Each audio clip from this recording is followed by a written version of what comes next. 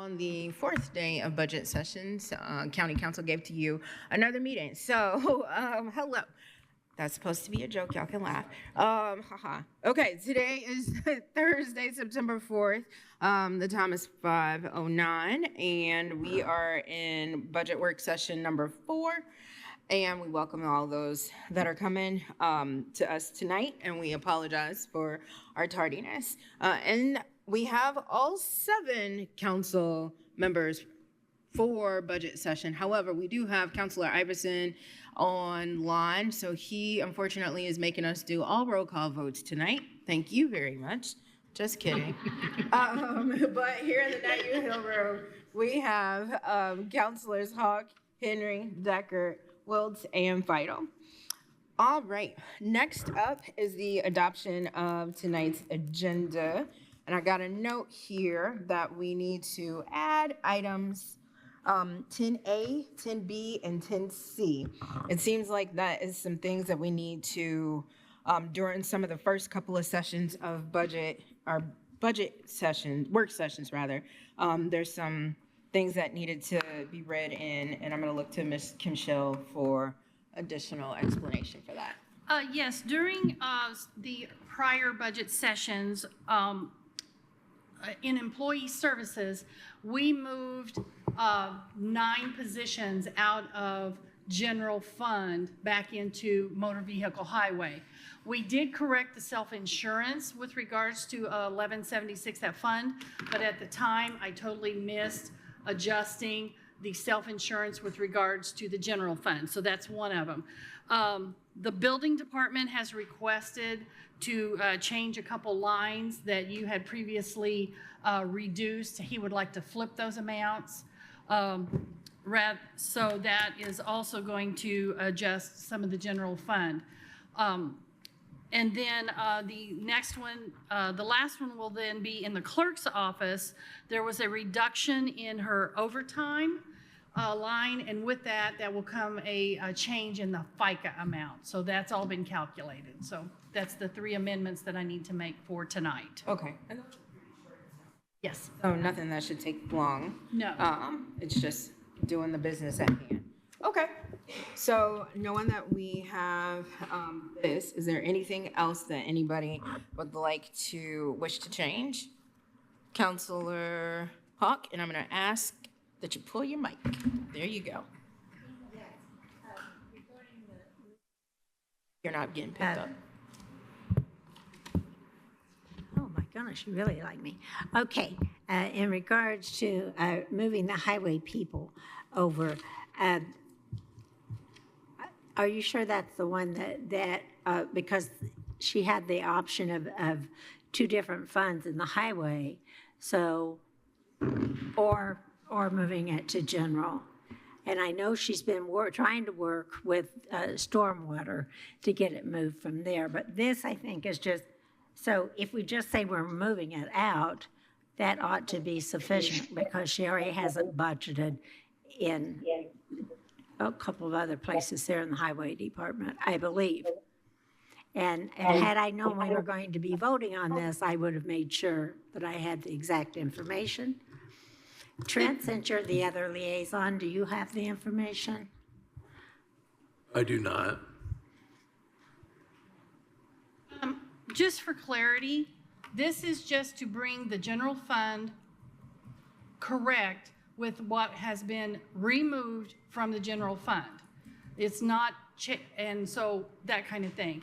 Yes, Lisa Ridge is looking at making some more adjustments, and I'm working with her on that.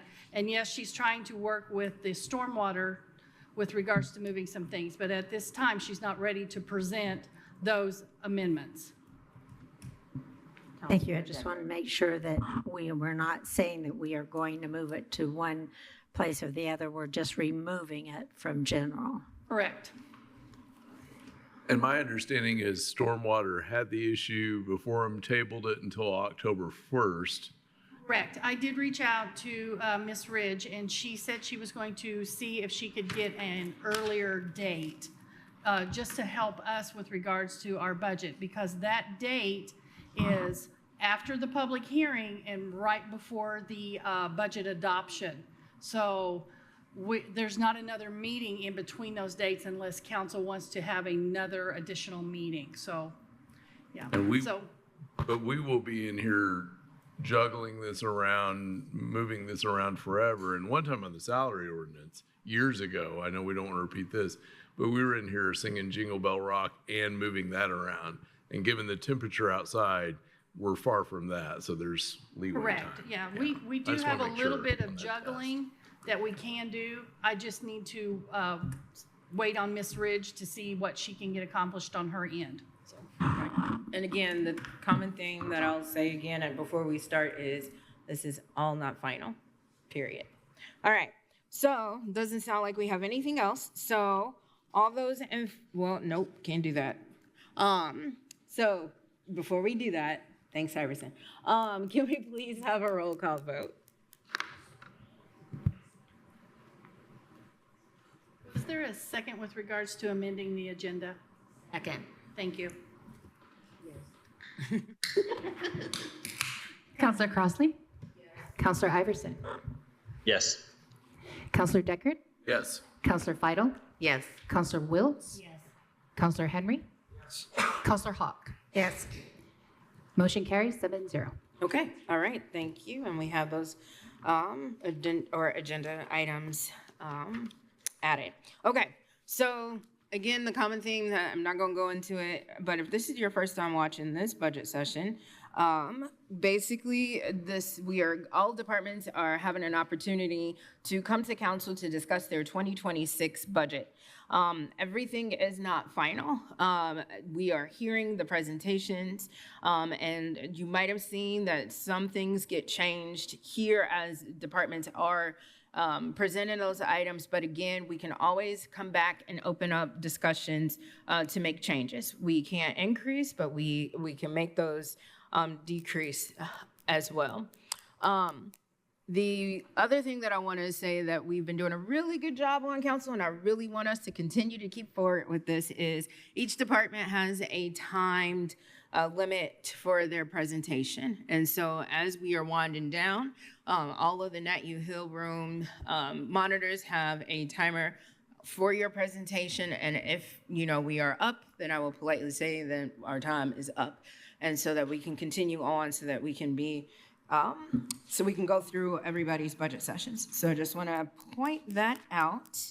Madam President, could I ask for a clarification? Sure. I think I heard you say we couldn't increase, we can't increase above what's advertised. Correct. But if we're moving budgets around, we might increase one budget and reduce the other one. Yes, So we want to yes. make sure that's clear. Yes, you are actually right, Council Hawk. Thank you for that clarification. But yes, that is correct. And again, this is not final. So, as we've been doing for the first 3 nights, and we will continue to do on number 4, we have the auditor who has been giving us an update on that. So I'm gonna look to the auditor, Ms. Bree Gregory, to give her update before we get into the meat and potatoes of tonight's agenda. Thank you, Councilor Crossley. Good evening, Council. Okay, we have done some good work together. The total requested budget for all budget projection funds as of today is $136,010,361. The budget has been reduced, and that's included in the total, by $1,042,544. And the new deficit total is $8,354,554. So we have the 4 Bs ready to share tonight. If we could just at least take you through the levy funds and any other funds you'd like to see. Yes. Okay. So beginning with the general fund, and please note we haven't made some significant reductions that are still planned as with self-insurance, et cetera. But currently in the general fund, if we keep the property tax levy at about $23 million like planned at this time, we anticipate ending 2026 with a $13.9 million balance. Now, please note that is beneath our minimum fund balance of $15 million. So we need to resolve that. Any questions regarding the general fund 4B, Counselor Hawk? Yes, I sent, and maybe you've answered my question during the day and I've missed the answer, but I noticed that our neighboring county, Anton Neff County Council, sent out a message about how much each of the counties were going to be getting from the dollar amount for the gambling because we're not a riverboat county. And it looked like we were just county government, all over county, you'd be getting more, but just county government was going to be like $300-some thousand. I left that message for you, Carly. Did you see it? And so I'm wondering if that's already included, because that's not a guarantee that we would get that every year. Yes, that is accounted for in the 4B, and I believe you should have an email in your inbox. Okay, thank you. All right, does anybody else have any questions for the auditor? Seeing none. All right, we'll move on to the next 4B and look at the election fund. Okay, that's up for your review. We have this set at the minimum operating balance of $750,000. Now, that is below our comfort level, which we like to keep this fund typically around $1 million. So we need to look at some potential budget reductions, if at all possible here, just to keep this fund healthy. So, I mean, it's pretty self-explanatory. We can move right along then to the reassessment fund. And we haven't gone through this budget yet. It's coming up soon. And this one, again, we have set above that minimum balance. However, we do have to be able to support the budget for, that 6 months, that half a year before settlement. So that's why because currently he set it $485,000. Nothing too concerning to review here. And I'll go ahead and go down to the Cume Bridge Fund, the rate control fund. The only real note is that the anticipated operating balance will sit at 1.7 if we fully utilize both the 2025 and 2026 budgets.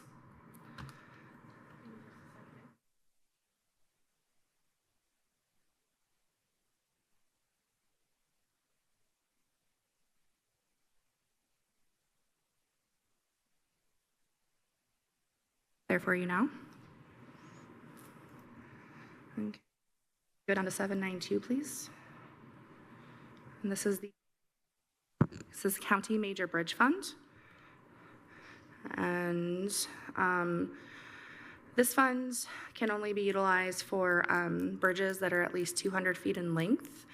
I know that our highway director has reserved some funding for some projects coming up, so it's has a nice healthy balance that we anticipate ending 2026 at $9.3 million.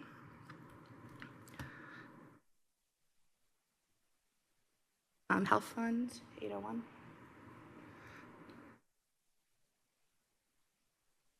Okay, the County Health Main Fund currently have the operating balance set at $500,000 to end 2026. This budget is higher than we would like to see. I think we've talked about some other funding possibilities that would be ideal, just as this fund is within the frozen levy. If we could navigate some funding toward the general fund, that would really help us out there. Then finally, we can go down to aviation, 2102.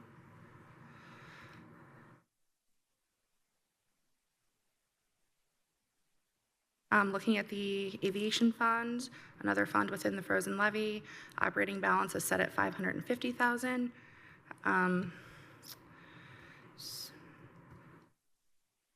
And I mean, if any reductions are possible, it would be ideal. However, the budget is there as presented by the department so far. Lastly, CCD, unless you'd like to see any non-levy funds. This is also another rate-controlled fund. This is outside the frozen levy. We are estimating the December 31st, 2026 cash balance to be at around 2.2 million, 2.194. So are there any non-levy funds that anyone would like to see? Council? Well, we always need to look at the public safety, because that's where we move. We have in the past tried to move things from general over to there to free up general. But since that money's going to be gone and all be a part of the 1.2, it really doesn't make a great deal of sense. I mean, it's all going to be one fund. So. Councilor Henry? Thank you. Bree, if you don't mind going back to the election fund briefly, this room's been hot today. We've had a lot of meetings in here from 10 a.m. until 10 p.m. I wanted to maybe clarify something that came up this afternoon in the election fund. So does that fund operate on a different fiscal year than other funds, or is it this, like, when does their fiscal start? It was stated in a public meeting that it started in December and not the calendar year. Can you just clarify when that fund actually starts? It's on the same calendar year as the rest of the county. And then in terms of reversions, do all reversions revert back to the election fund in that? So that is a true statement. Okay. I missed election fund night. I had a work conflict, but clearly we're going to have to get back into that. But thanks for clarification. I agree. Okay. Thank you. Councilor Hawk, would you like me to go back to public safety lit? You wanted to take a look at that, I believe? Well, we could take a look at it. It's just that I'm not sure that we're really saving ourselves a lot. I mean, we have traditionally tried to move things over there. But at some point in time, that will make no sense to do that. But maybe we'll wait till next year to recognize that, whatever. So it won't hurt just to look at it. I think we looked at it yesterday, but.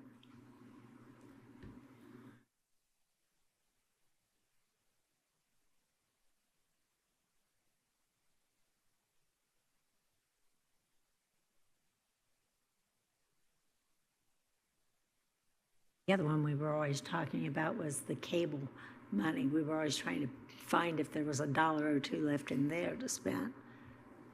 Okay. Current anticipated ending balance is about 1.2 million for this fund if budget stays as is currently requested. So if there's anything specific I can help with, let me know, please. All right, thank you. And does anybody else have any additional questions? I see Councilor Iverson has his hand up. Yeah, could we look at the economic development 4B? Absolutely.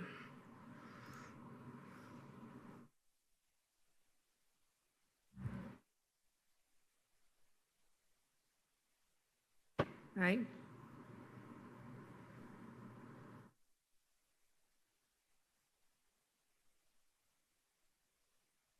Okay, Carly's pulling that up here for you. As you know, we haven't had a budget in this fund by design. The anticipated cash balance at the end of 2026 should be around $36,274,604. The June 30th balance was 17.6 million. Is there anything specific I could share about this fund? Nope, I think that operating balance is what I wanted to see. That's also going to be a part of the 1.2 in 2028.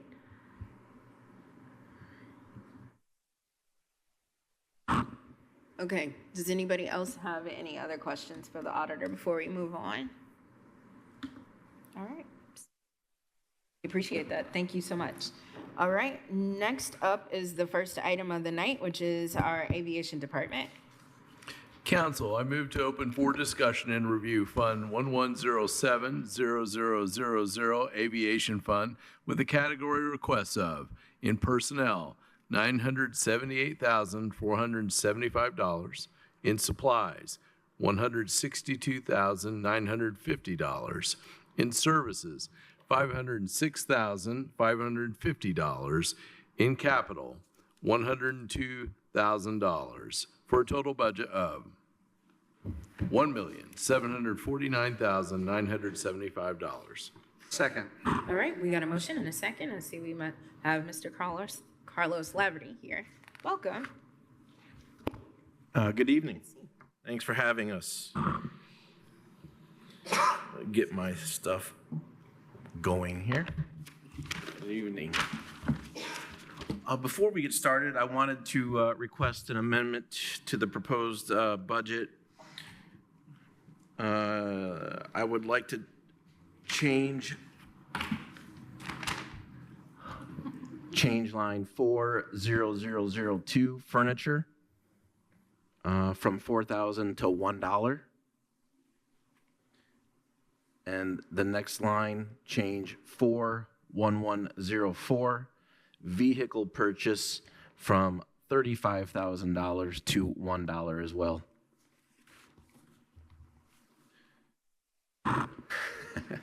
Okay. Okay, great, and I'll get started here. Yeah, the airport, we understand the situation with what the county is seeing in every county and municipality in Indiana. So we're here to help. We've got some reductions here, and I would, if you want, I'll run down the list and go through my reductions. And I've got a few increases I'm requesting, but I'll just run down the list and we'll go through it here. We'll start here at the 100s. I'm reducing my part-time line 17801 by $10,000, going from $40,000 to $30,000. And we also have Amy, you want to speak on this, please? We have a vacancy we will have a vacancy as of Monday. 13590. They will go from I believe that's Chris Knoll, and he's at 20 years. It's going to go 20 years down to a minimum. And I didn't write it down, Kim, if you know what that minimum is for that. I don't. I think it's like 52,000, so it's going to drop from 61 to 52, somewhere. When we submitted the budget, we didn't know he was going to, this employee was going to resign. So we'll see another reduction in the 100s because of that. Moving into the 200s, we reduced office supplies by $575, grass chemicals by $500, electrical airfield by $2,000, training supplies by $550, fleet maintenance supplies by $2,500, gas, oil, and lube has been reduced by $2,000. Can you give us, we're trying to all keep up. Oh, I'm sorry. With These are, are there already? you've already changed it, right? Yeah, I'm sorry. This is not, I'm not amending what we've, Okay. I'm sorry. I was so confused. Okay, I was like, what? Okay, and seen. It's almost a full moon, so there you go. All right, keep going. I'm so sorry. That position, a 40-hour position. Thank you. okay, sorry about that. Yeah, Totally fine. okay. And I am requesting in line 23301, runway de-icer, I am requesting a $400 increase due to rising chemical costs. This is a specific chemical that we use as a runway de-icer. We're not allowed by the FAA to use anything with sodium chloride in it because it's corrosive. So we have a very limited market where we can purchase these chemicals, and every year the price goes up. But just $400 on that. Moving into the 300s, runway taxiway repair reducing by $5,000. Telephone and postage, we've reduced by 2,500. Hangar repair, reduced by 1,000. Parking lot repair, we've reduced that by 20,000. Security fence, we'll take 100 off of that. $100, not 100,000. Promotion and advertising, we're reducing by 10,000. Legal notices, reducing by 150. Vehicle maintenance, reducing by 10,000. I'm requesting an increase in contractual for $2,500, mostly because we use a specific software called VerTower, which allows us to track aircraft. We utilize that software to inventory aircraft that utilize our runways that are eligible to be billed for landing fees. We had a 5-year grant, right? We had a 5-year grant through NDOT where they paid, was it half of that bill? No, they paid, it's $6,000 a year. NDOT kicked in $1,200 a year of that. Yeah, so they kicked in. That is sunsetting. So we'll have to carry the remainder of VerTower. And we're also using another software called AeroSimple, which digitizes all of the logs and maintenance records and inspection records that we have to utilize for the FAA. Requesting training and travel increase of $1,415. We have an extensive amount of training that we have to comply with for federal aviation regulations. The most significant one is our aircraft rescue firefighting. We bring in a live prop. It simulates like an airliner, and that gets brought in onto airport property, and we inject a bunch of propane into it, and our aircraft rescue firefighters, they simulate responding to an airfield incident, and that price is going up as well. We're line 30170 drainage, requesting a $2,000 increase there, and that is due to this year's ARPA project. We're spending $5 million out there fixing a lot of erosion and stormwater drains, and it's a really big project which has been going on all summer long. And with a lot of the moving of the earth and as the rains continue to come, I'm very confident that next year we're still going to have a little bit of cleanup to do after the project's done. So I want to have a little bit of money in the bank to take care of that. Publications and dues, 30180. I'm requesting an increase in $1,000 there. We pay our own Adobe license, our printer lease. We became members this year of the Crane Regional Defense Group. That allows the airport to interface with Crane and a lot of the DoD contractors in that realm, and the BEDC. Water sewer extension, requesting an additional $1,000 there, as we're anticipating some modifications to airport sewer infrastructure next year. Going into the 400s, I already amended the furniture line and the vehicle line, and I'm requesting $24,000 in tools and equipment. We have some equipment on airport that needs replaced: air compressors, welder, power washers, snowplow, airfield tools for one of our trucks, 2 industrial, these are pretty gnarly weed eaters. They hook onto the side of a zero turn. You gotta check these things out. They're called Weed Wolves. They're really cool. And so we have miles of fence around our property, and so now what's happening is instead of someone spending all week weed eating it, we can do it as we're mowing on the zero turns. They're wonderful. And we need several weed eaters and chainsaws that are on their last legs. And the next line, $35,000 in ARF equipment. All of our SCBAs, the breathing masks that our firefighters use for responding to air, they're all expired. We need all new SCBAs for our staff, and that'll take up the bulk of the $35,000 there. And air traffic control equipment for $4,000. We need to replace the shades that are in the tower cab. They have to be FAA certified shades, so of course they're much more expensive than your regular shades. So we've made $105,875,000 in reductions, I'm asking for $8,300 in increases. So we have come in, not counting the changes that we're going to see because of the reduction in salary due to the resignation, but not taking that into consideration, we've come in with $97,525 in cuts. All right, thank you for that, and thank you ahead of time for doing all that you did there. I really appreciate that. I'm sure council has questions. I'll start off because this was kind of the common thing for me personally over the past couple of days of people who've already said that they have ARPA funding or ARPA projects, and so I might look to the auditor for this because you said it was the drainage obstruction. Okay. Is there funding that is still available that we could use in ARPA? Since I know that line is open and it's not something new that is created. Right. We anticipate some projects either having excess funding coming in under budget, et cetera, and the commissioners and council will be able to determine where to funnel that funding. So as long as it doesn't change the scope of the project, we can add it into open projects.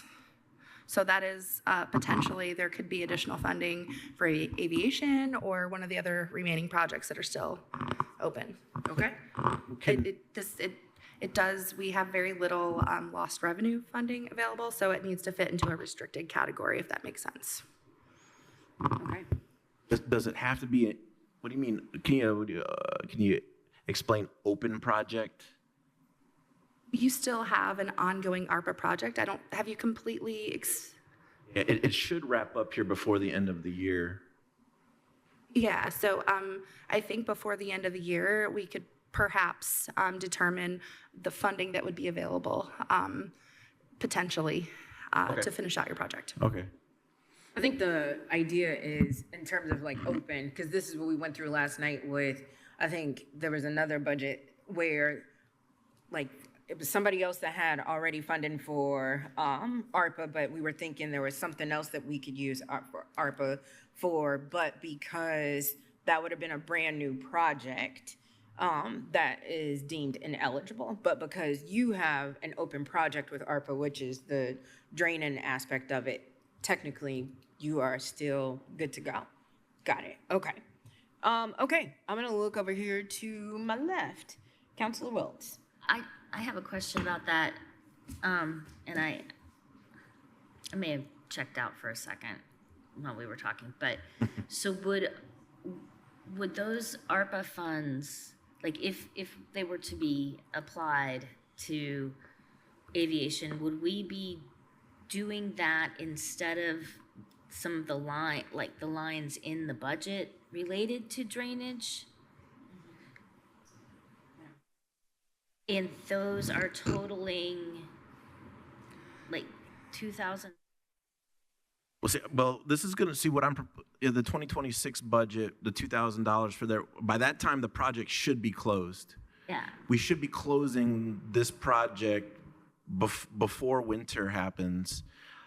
We may have an opportunity this year, to maybe do some change orders, but the hope is that this project should be wrapped up here in a couple months.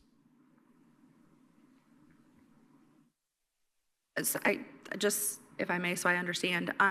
So you fully utilize the funding that was made available through ARPA, and you don't have any expenses related to the same project within the same scope, the stormwater, et cetera, that could be utilized before the end of 26? I'm getting lost now. Well, I mean, I think, if I may, because we talked about this, and I think you have a line here that is for,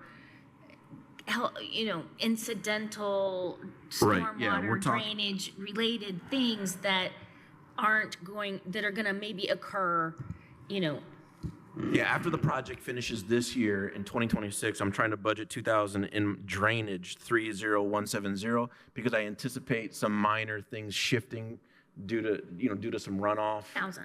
And I don't think this will be eligible for ARPA funding. Okay. That was all a question. So, okay, all right, just trying to see. All right, anybody else on this side have any questions? Nope.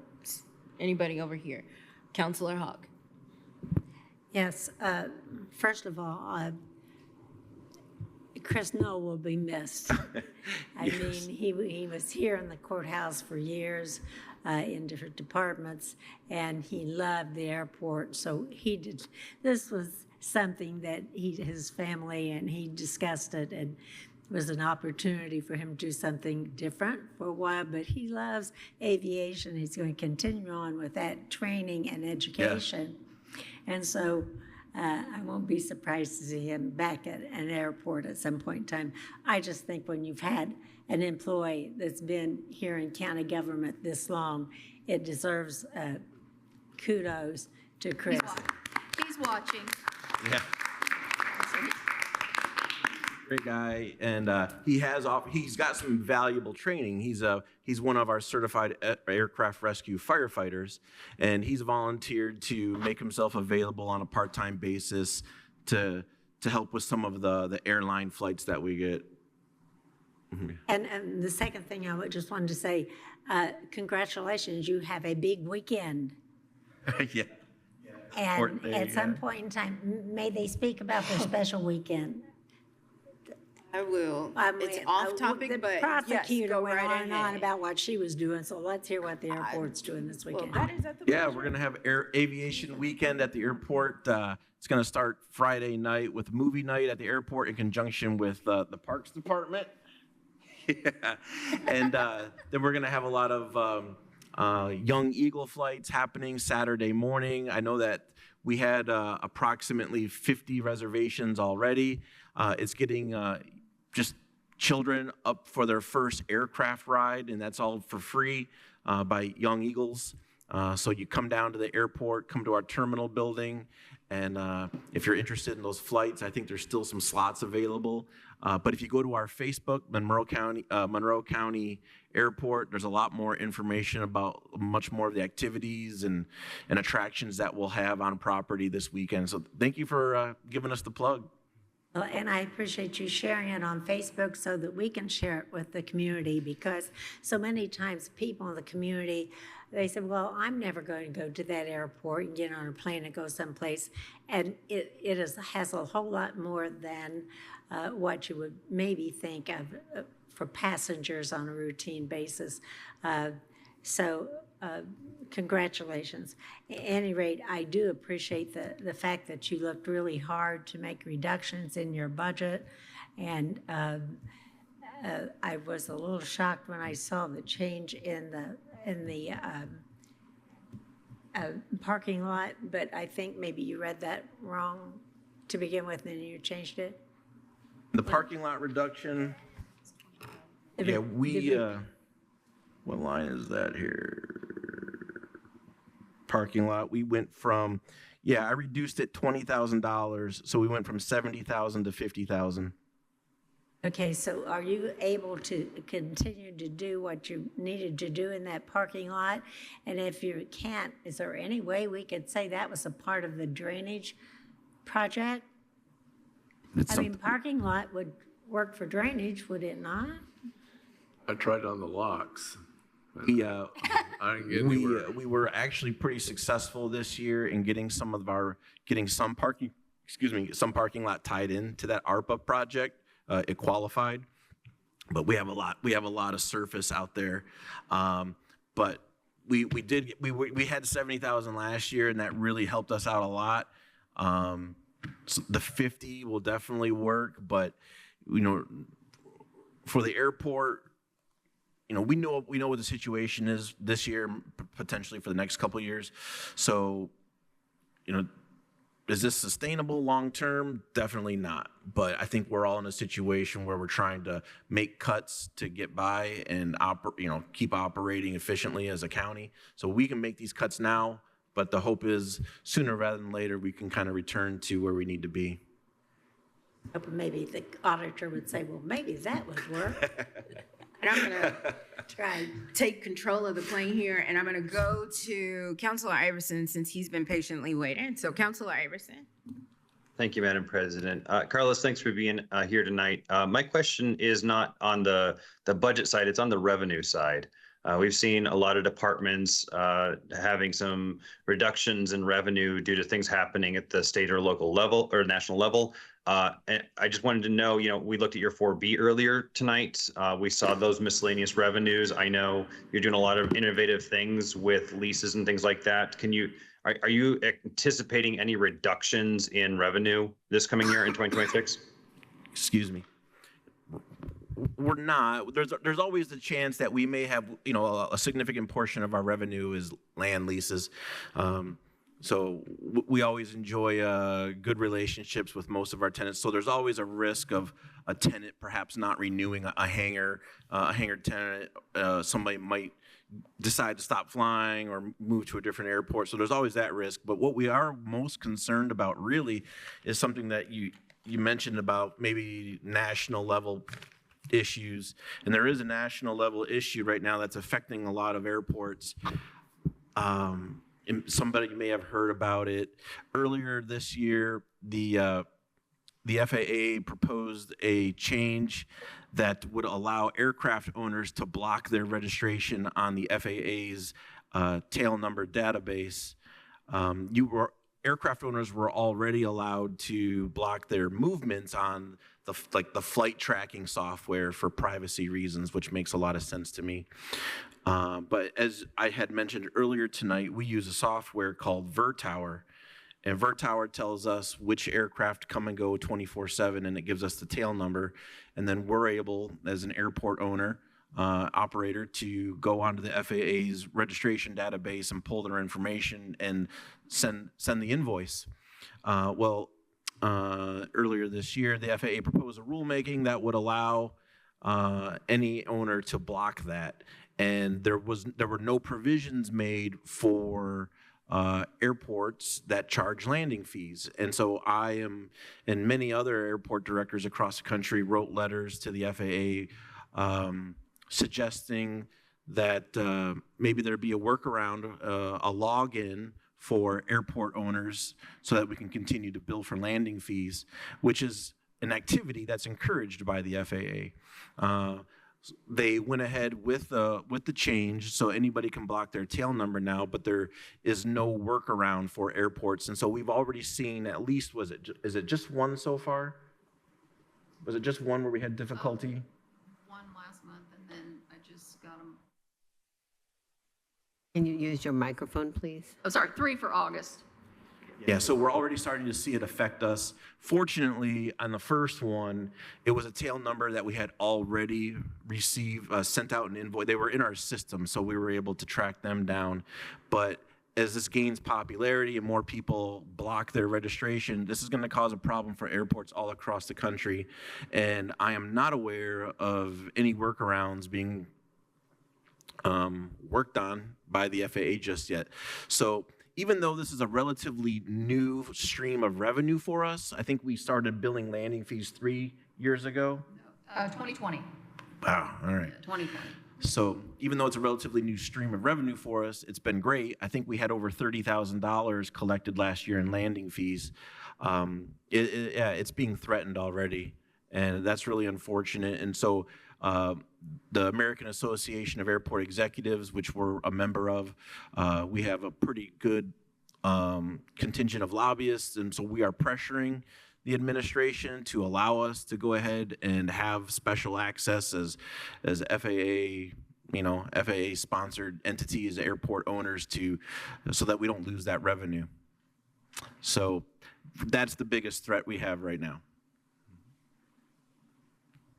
Councilor Henry. Thank you, Madam President, and thank you, Carlos, for presentation. Just picking up on that, you are a revenue-producing corner of the county budget. I appreciate that. I'm now sad to hear about the challenges we have with a new resource that you were able to identify and start tapping, especially as there's probably opportunity to expand what that landing fee could be. I think we chatted before, I compared it sort of to the innkeeper's tax. When people are coming to town on their plane, it's an opportunity for us to assess a levy that we would for people visiting our community that's revenue generating. Thanks for the work to cut a bit of the budget back. I do appreciate that as well. And I also appreciate Mr. Boyd's presentation a few weeks ago to council, presenting the opportunities that are at the airport. I mean, we are very close to being able to build out a facility that attracts almost $500 million in potential investment, and it just requires some great work among county and city partners to get there. I'm glad you're chasing it. We can see the tremendous value of your work out there. I do have one question about your budget. I just hope you would be able to clarify on the clothing allotment line, what's going on with the clothing line and what you need at the airport for that. Yeah, thank you. We have a significant portion of our employees work outside year round. And they're also in an environment where they're in proximity to vehicles that are moving at speed. And so I couldn't tell you the regulation number right now, but OSHA requires that if we're going to have people working in proximity to moving vehicles, that we have to provide high-vis outerwear for them. And another issue that we have is from time to time, we'll have different contractors on airport. Right now, we have 2 different construction firms. One's working an airfield lighting project. The other one's working the erosion control project that's funded by ARPA. And so we have people out there working around them. And we have a lot of transient users of our airport who necessarily aren't familiar with airport staff. And so we also want our staff to be easily identifiable. They're front facing, they work with the public. We have receptionists up at the front office, the front desk. So we want them to be in appropriate attire for the outdoors, be it summer or winter. We want it to be high vis for the folks who are outdoors, and we want them to have logoed or marked BMG Monroe County Airport so they're identifiable to the public. Yeah. All right, thank you. And I'll take one more since we are out of time. But yeah, Councilor Wiltz. Thank you. So briefly, we're looking at overtime and comp time, and you do not have an overtime line. However, you make healthy use of the comp time line, and in fact, it's one of the highest. And yes. I know we talked about this, but I would like to get it out because we're going to be kind of really figuring out what to do about these expenses. So if you could quickly just give me an idea of how comp time is utilized and maybe why so much. Yeah, sure. So again, we have this operations department with the assistant director, 5 full-time staff and several part-time. They are also the aircraft rescue firefighters, and they are also the folks who plow snow in the wintertime.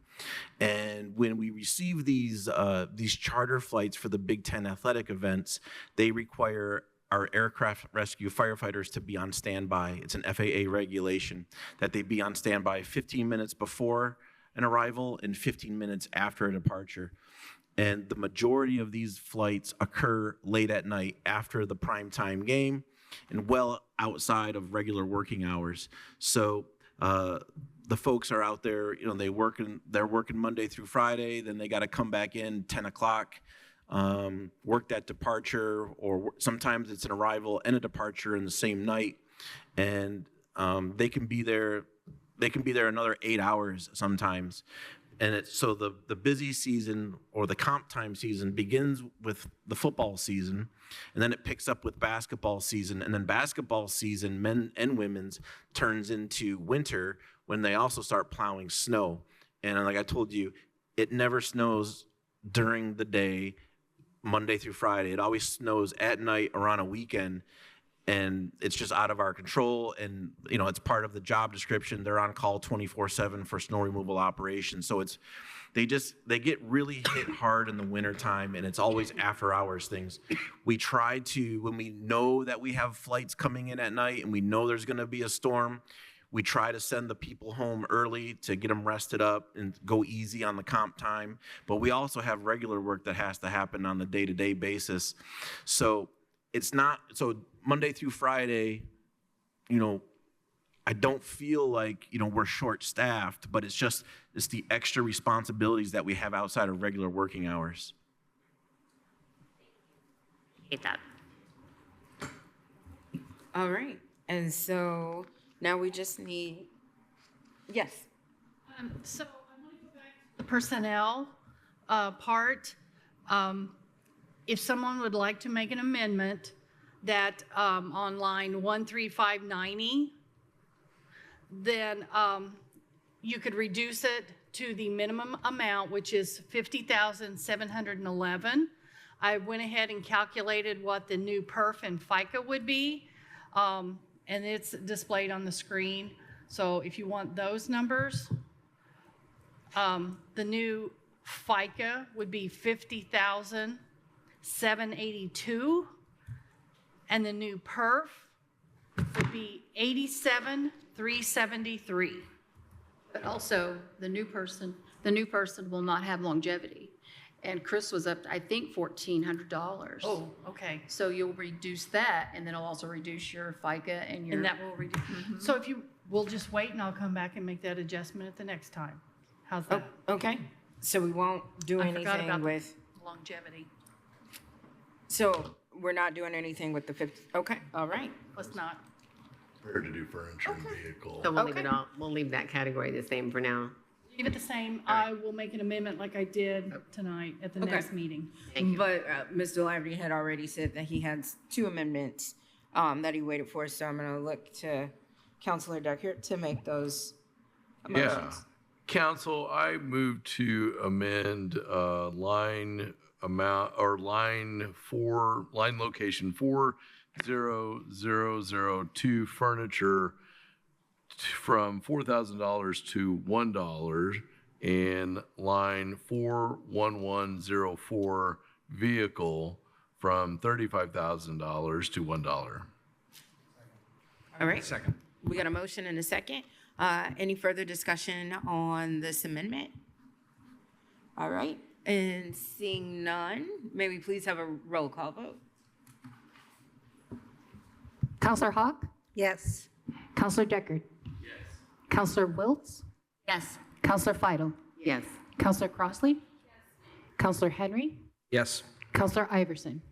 Yes. Motion carries 7-0.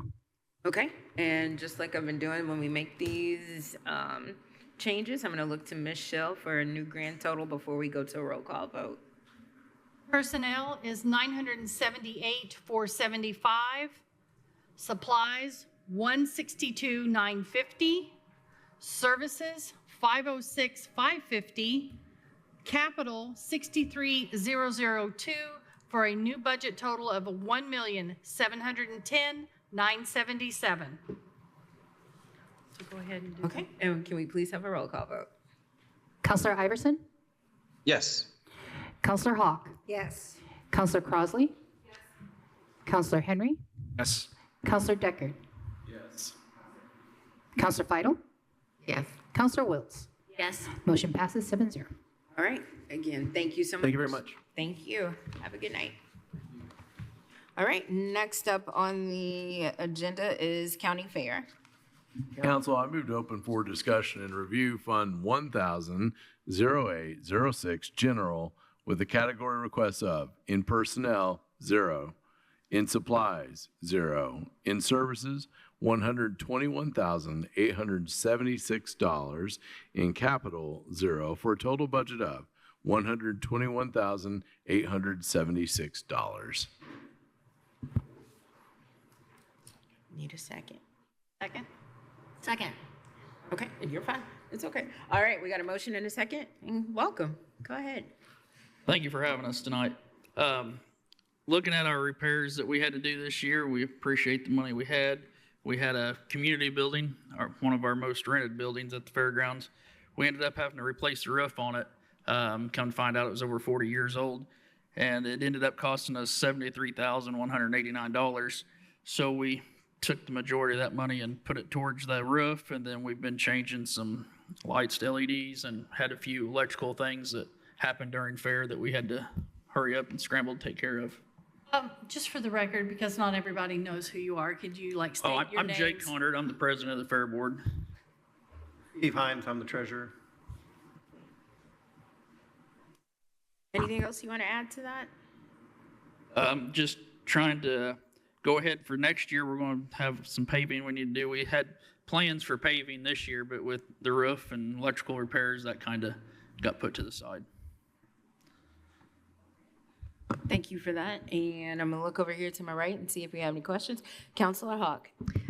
Yes. First of all, the Christmas display was amazing. My family loved it. But could you remind me again, the revenue, does that go into, how does that work from that? The revenue from, are you talking just the Christmas lights or our revenue altogether? Our Christmas lights, just, we turn it around to pay for the next year. We lease the displays that's out there, so we have to pay for that yearly. And then our fair revenue helps us keep what we can with buildings, plus what you guys give us keeps on our repairs. And then we have our paid caretaker that's there. That's the only employee we own. Well, it was an exciting event, and I think it could just grow and allow people to see all of the great things that can happen with our fairground. And that's what you've been asked to do, is to try to extend things that you can do to help support your mission, so Yes. there's less coming from county government. Yes. Okay. Anybody else have any questions related to their budget? Looking over here? No? All right. Well, that was easy. I'm always shocked when we have so much time Well, left. they have a couple minutes left. They have Yeah. some things coming up. Could they talk about that? I mean, You have a few we minutes did a left. You good- want to promote yeah. some things that are coming up? Yeah, we're having our community yard sale. That's coming up, and that's we just charge for a booth for whoever wants to set up. And then we have our trick or treat event, Safe Night Trick or Treat, and that's free. We just let any business that's in the community that wants to come set up a booth or out of the trunk of the car or however they want to do it, they come set up, and then we just open it up to the public. And this will be the third year of that. And every year we've had just double the crowds. And then we're going from that to, we start in 1st of November, we start putting Christmas lights up, and that's about a 3-week process to get all that set up. And then we run that till the first of the year. You talk about dates for some of these, so this will be recorded and people will be able to look at that. So the yard sale is September 27th. Then we've got the Safe Night Trick or Treating is on October 25th this year. It's on that Saturday. Councilor Decker. Where do you all keep all those lights when they're not up like that? They brought them all in on 2 semis. They send a person out to help us set them up. He knows everything there is to know about lights. He helps us set them up, and he helps us put them in there, and we get it all crammed into semi-trailers. And in order, and Yeah, and then it's an ordeal. so he's coming back in November. He's bringing us 7 more displays that he's bringing with him. That it won't matter this year, because after we lock in for 3 years, the first year we have the 2 trailers come. The second year we have the same, and then he brings some. After this year, when we clean up, they'll take 1 whole trailer back, and we'll get a whole new trailer come the 3rd year. So it'll be different every year. Awesome. And can you talk about the length of time the roof is expected to last? Oh, the new roof that we put on, we got a 20-year warranty on it, so we should be good for a long time on that. And then we're working with getting a contractor that's going to do a yearly service agreement to look at our other roofs to give us ideas of what we need to work on, or what our roofs actually look like from somebody that does it every day. Okay. Thank you for that. Can we please have a roll call vote? Counselor Wiltz? Yes. Counselor Henry? Counselor Hawk? Yes. Counselor Crossley? Yes. Counselor Iverson, Yes. Counselor Deckard, Yes. Counselor Fidel. Yes. Motion passes 7-0. Thank you very much. Thank Have you. a good night. Okay, next up is item number 7, which is the Public Defender's Office. Council, I move to open for discussion and review Fund 1000-0271 General Fund with the category requests of in personnel, $2,200,644. In supplies, $5,500. In services, $111,651. In capital, 0. For a total budget of $2,317,795. Second. Thank you and welcome. We have Mr. Michael Hunt here and Heather Stuffle, if you want to introduce yourself as well. Joe Lozano, I'm a member of the PD board. All right. Thank you, and welcome, and go ahead. Turn it off. Thank you. Can you hear me now? I have to pull it closer. Closer? Yes. Yeah. How's that? Closer? Sounds good. Okay.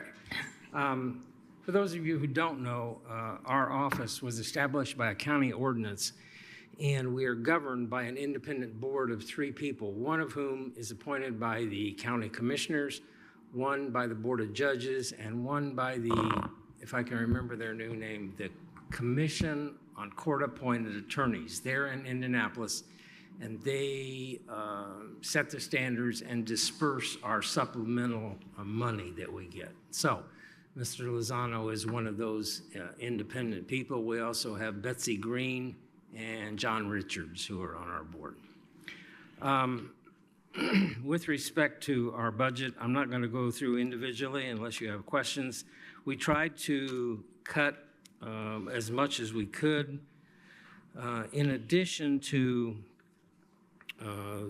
just the cutting it from, say, 50,000 to 20,000 or something like that, because we have some problems hiring, particularly attorneys this year, we're probably going to have a reversion back to the county of roughly $60,000 from this year's salaries that we didn't spend. So that doesn't really show here, but that's coming back to the county. The other things that we tried to cut were just things that I think we can get by on. The one category is called special services, which is depositions and experts. And that's one we cut, but that's one I can't promise you that we won't come back, because if we have a murder trial or a law trial with several defendants, or if it's a what they call life without parole penalty, we're almost required to handle an expert or hire an expert. And when you start doing that, that really runs the money up. So we were lucky this year in that we didn't have a lot of those. So we cut it some, but I can't promise that I wouldn't come back later next year and ask for more money. The general fund is where we tried to cut. The supplemental fund is, I think, almost entirely salaries, and so we couldn't cut anything there. Open to questions if you have any. Okay. And again, this is supplemental is coming up next, but any questions on the general fund right now? Looking over here to my left. No? And then Councilor Hawk. Yes, could you tell me, remind me, of how your salary is established? Is it connected to what the state requires for judges, et cetera? And the reason why I'm asking, that's what I thought it was.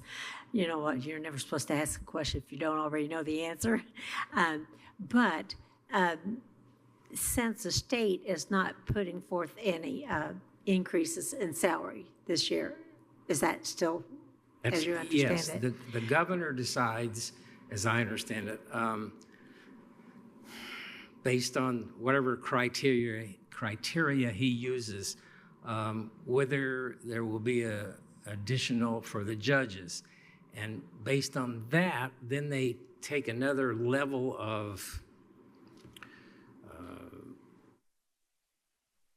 people, I don't know how else to say it, and they get that same percentage of raise. And they decided this year that none of that level, and none of the judges, and therefore no prosecutors and no public defenders will get any raise. So it's the same as last year.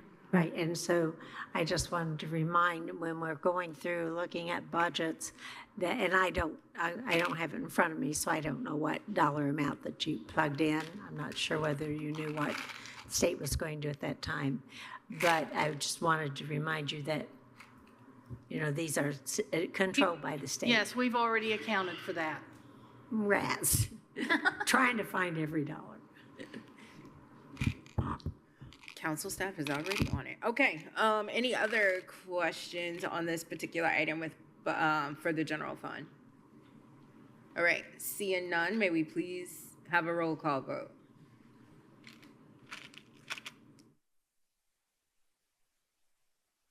Well, Go ahead.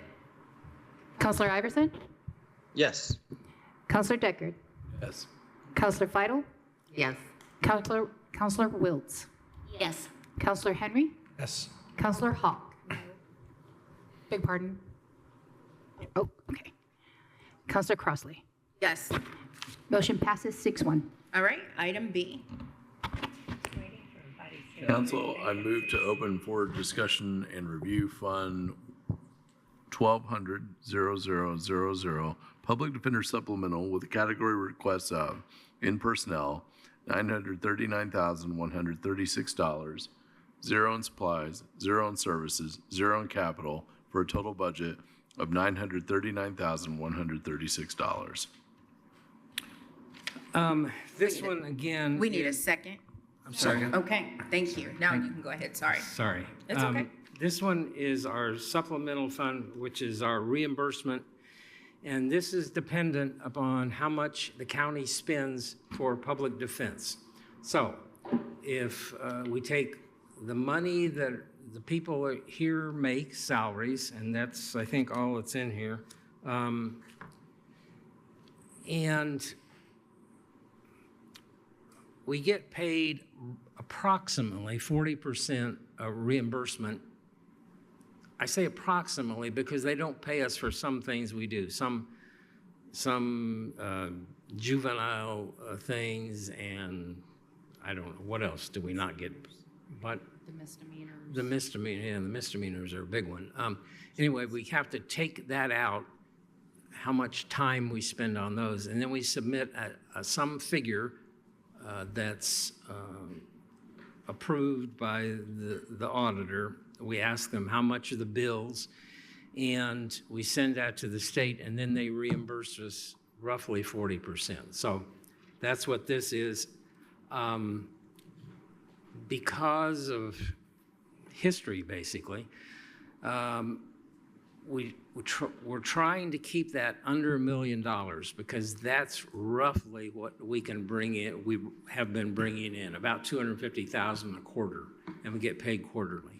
And this year we're on track to do that. So we haven't increased anything in this, and we tried to keep it under the million, so it covered all by the supplemental.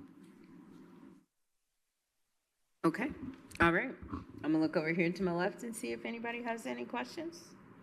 And I know I'm gonna have a question over here. Councilor Hawk. Yes, the reason I voted no on that last vote was because I kept thinking we're going to ask, how many vacancies do you have? Since you said you had money to turn in because you weren't able to hire as many. And generally speaking, if you have vacancies in one portion of your budget, you'll see vacancies over here because it's usually sort of split, or at least it had been so much in one fund, so much in the other. am I the only one that's curious about that? I hate to be the only one that's curious about it, but I am. Not sure what the question is. The question is, how many vacancies do you have or have you had? In the general or in supplemental? So Well, last in year, the- for in- this year's budget, we unsplit all of those pay lines so that it was easier for us to be able to tell what was happening. In county general, we have 1 vacancy.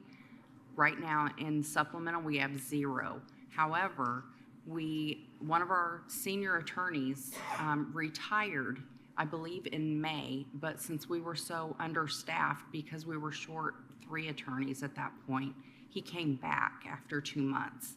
We will have to find his replacement so he can actually retire. But we also have a gal that says that she's gonna come in October. And I broke all our pay lines down in County General to show where we are ahead, if you're interested in that. And if she does come, we'll have about $63,000 to revert back. If she doesn't come, we'll have almost $75,000, if that helps. And that's in the supplemental or out of general? Okay, because we are on supplemental. So, okay, just want to make sure. Okay. So, okay. So in past, it had been split. Correct. And this year is not split. Correct. So I don't need to be looking at, well, if you have so many here, it's going to adjust over here. And then also, is it still like, well, if prosecutor attorneys make so much or whatever, then your attorneys, you're trying to make sure they get paid the same? That was a few years ago we did that. Is that still? That's still generally true as part of the commission's requirements, let's say. If you have a person in a comparable job, so let's say a deputy prosecutor and a deputy public defender, then they want the county to pay that public defender the same as the prosecutor gets, basically. Okay, so when we say that, we're saying that if it's paid the same, it starts out at minimum, though. It doesn't start out at, let's say if the person's leaving been there for a while, and then you're going to hire a new person in. That would you start at the base. At the base, amount. yes. Okay, I know this may sound boring to ask these questions, but it's not just for my reasoning. It's also the public needs to know because they're paying these bills. Well, we understand that. Well, and I think the salary grid solved that issue. Right. Thank you. With the SOAs, the Bs, and then the yearly levels. Councilor Henry. Thank you, Madam President. Thank you for that clarification. And I agree that, the public should have, I guess, a little more understanding of what the numbers are saying on the sheets. And I guess that's kind of where I want to take my question. So the impact of a vacancy on your office, on not just your work, but the entire criminal justice system in the county. When we think about costs, it's not just salary and FICA and PERF, it's also the cost of the big story down the street, right, with our justice center. Can you walk me through what that impact is in your office having that vacancy right now?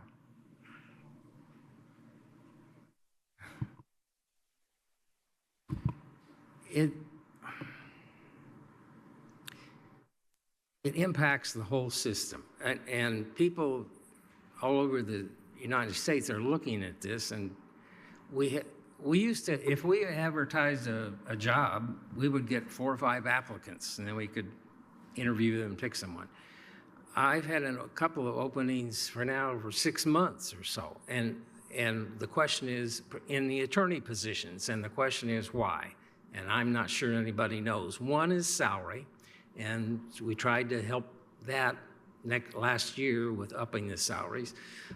It's true in the prosecutor's office, it's true all over the state, and it's true all over the country. And I talk to public defenders all the time, and they can't find anybody.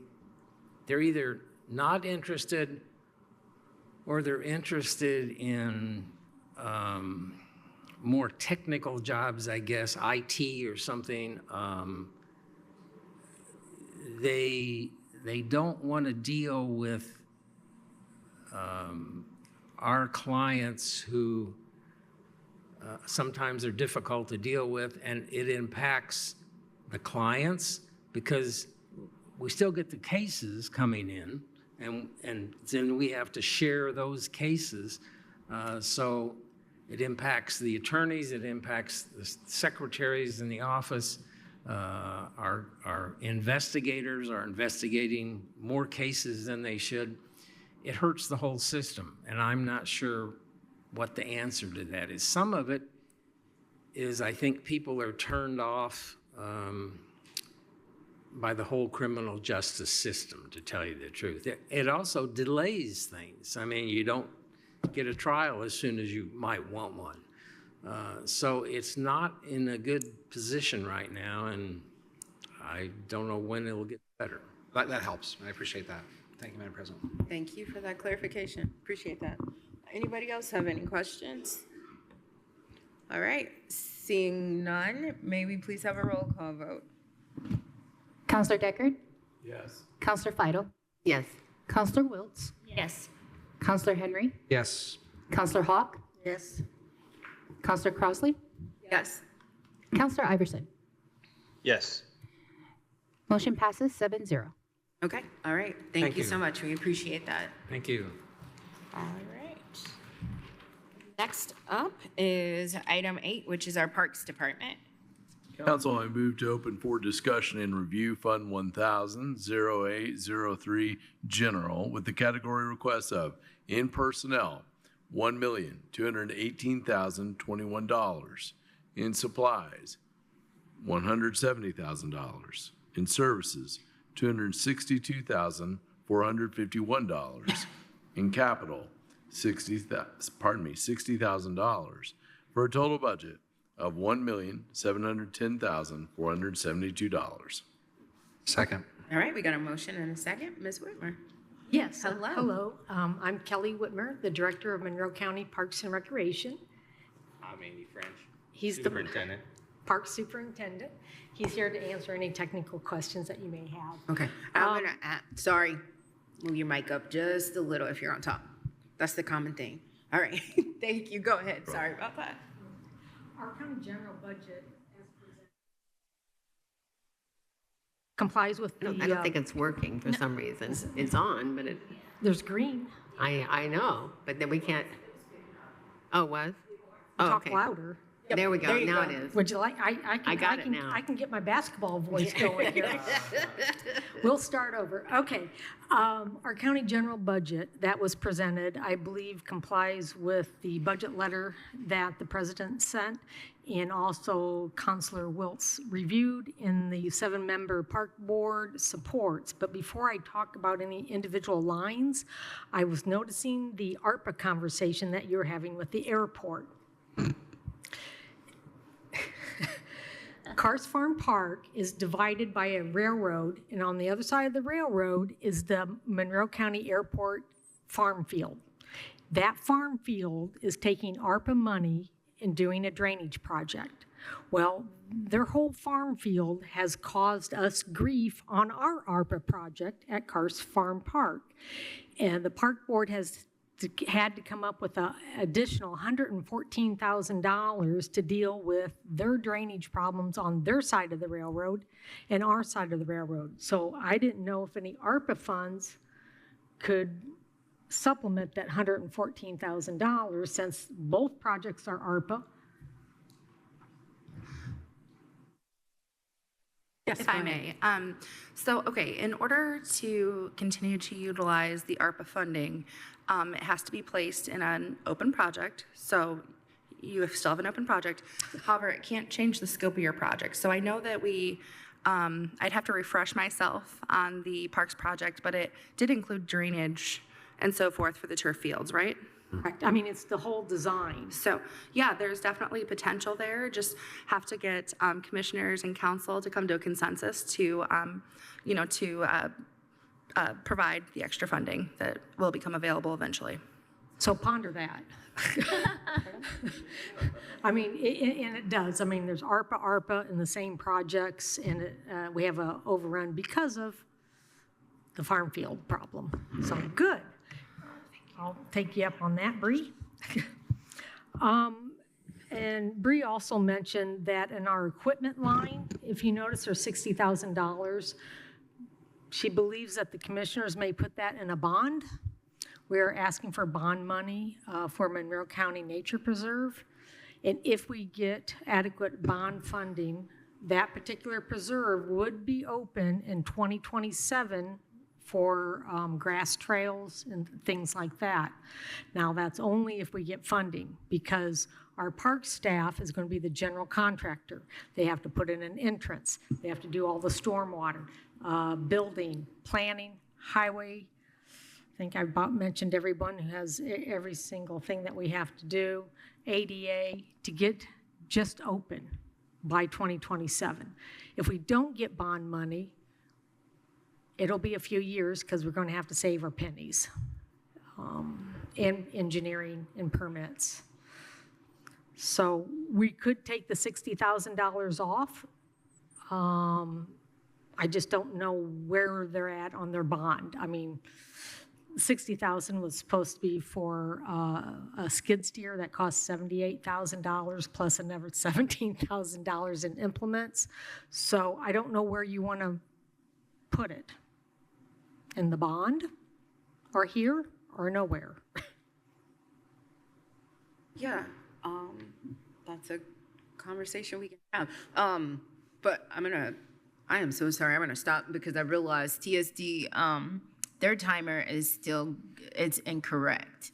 So, and they started about 6:25 and they have a 30-minute allotment. So can we get their timer correct, please? Thank you. All right. Yes, I have not been talking for 20 minutes. Want to make sure you got all the time. All right. And did you want to keep going? Nope. Okay. If you have questions, I can start answering questions. Okay. I'm going to look over here. I'm going to go to Councilor Henry and then Hawk. Thank you, Madam President. Thank you for that. Though I got to say, it sounds like you were an NFL referee there about the resetting the timer, resetting the game clock. I'm ready for the season tonight. Go Eagles. Yeah, thank you for the presentation. I appreciate the discussion about the equipment line, and not related to your comment, but we have been looking at the bonds generally sitting in the commissioner's office that go back 11 years. And I think you just revealed some things that were new to us based on their presentation the other night in terms of what's been allotted or not. I guess my question about the park, and we haven't had, I guess, a public presentation about the nature preserve, right? Is and I know it was tied up with a lot of legal discussion and court settlement and the trust and all that. Is there a timeline you have for making a bit of a public presentation about the plans for the nature preserve so that we could maybe learn more about the vision and what's coming? Well, what we'll be doing is in park board meetings. Is presenting. We've already presented since we don't have a lot of money. Yeah. There's not a lot except trails in a parking lot, a porta-john, and an entrance. There's not a whole lot of more than that. I mean, we can plan for 50 years in which we've been doing, and we will ask people, do they want a dog park? Do they want some shelters? Do they want a playground? Do they want gardens? Do they want a disc golf course? We can't afford pools, athletic fields, anything grandiose like that. And playgrounds themselves are extremely expensive. So we're talking about 50 years to do what I just said. Now, to do trails, we can get those up and going, grass trails and 188 trail by 2027, if we have an entrance, if we have a maintenance garage, if we do everything that stormwater wants and planning wants for the ADA parking, we can be open. And that's all it's going to be out there for a very long time. And I appreciate that piece. I mean, I guess maybe I don't necessarily have an opinion of 6 of one or half a dozen of another, other than borrowing money that we then are paying on to turn the 60,000 into something like 60,000 in interest. In terms of savings. I guess maybe I'll just make a plug here and get off. We did reset the clock here for a second, but in terms of opportunities for revenue producing in places like that. I think I need to maybe ask the question that many racket holding people in town, including my wife and kids, have about pickleball in the county and the opportunities there, if they're to expand as a revenue producing space for pickleball courts in our park space. Is there opportunity for that? Well, we have 3 pickleball courts at Flatwoods Park now. Never enough, but They're yeah. wonderful. Okay. We could put a pickleball court in or 2, but we have to be conscious of that. Pickleball makes a unique noise. Clunk, clunk, clunk, clunk, clunk. But it's a 409-acre park, so we can put a court in. They're not cheap. And the only reason why Flatwoods got these beautiful 3 pickleball courts is because we took a basketball court out and we added to our asphalt. If you have to start over and do all the excavation and the engineering and the gravel and that, the pickleball court does get a little more expensive. Doesn't mean it can't be on the 50-year list. And we can say, here's 4 things. What's your priority? And we would put the money toward that. There is room, but you have to have an entrance, a parking lot, equipment. Okay. Thank you. Council Hawk. Well, to piggyback on that, because and I'm wondering if we have had a conversation with the commissioners as yet regarding the separate dollar amount that we have in that food and beverage money that's set aside for the county. Now, I know that there have been, I think the commissioners were sort of concentrating on a different area park. However, maybe we could have a conversation to say, or do you plan to put anything toward this one? That was just a question that I had that I don't know how much money is sitting there. Do anybody know how much money is in that? The county's portion? And that has to be turned into the state. And I know last year there was some concern among some county council folks that they didn't get to have a meeting or an agreement about where those dollars would go. So I'm just throwing that out there toward Councilmember Wiltz, because I know she was extremely interested last year. We'll kick it to Council Wiltz in a second, Councilor Wiltz in a second, but it looked like the auditor wanted to respond. Sure, the cash balance is 2.436. In that food and beverage fund, I'm sorry for clarification, yes. Got it, okay. So 2.436 in the food and beverage fund. Okay. It's 2 million, not 2,000, but 2 million. 2,436,000, yes. Okay. Councilor Wiltz? Many things. So yes, I think there's a meeting. We're working on scheduling one. They're scheduling a meeting of the Food and Beverage Tax Advisory Committee, but probably ahead of that would be a good time to get with the commissioners. And I'm looking at Councilor Feidel because she's new and she's our person. I'm your fab gal. Your fab tech person. Happy to talk about that. But also, I've been to several of the Parks Board meetings where they've talked about the new nature park and the nature preserve. And it's, it's a once in a lifetime kind of opportunity. And I am almost always on the side of be very, very careful about accepting property as a government entity because of all of the associated responsibilities and costs. And it's like a college student adopting a puppy dog and all of a sudden you've got it for, years and years. And what are you doing? This is a very different kind of situation. It was, as you know, part of a trust that came to specifically the Parks Department for recreation purposes only, and I think we've seen that.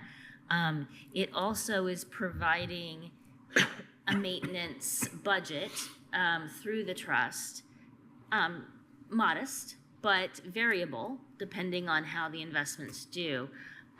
It was very well thought out, in my opinion, and because of some level of awareness that this was a possibility, the park staff has been very proactive in mapping out the least expensive possible development of this area. And, you know, I, for one, think getting that into the public's, you know, availability, the public's use as soon as possible for the purposes for which it was donated is a priority.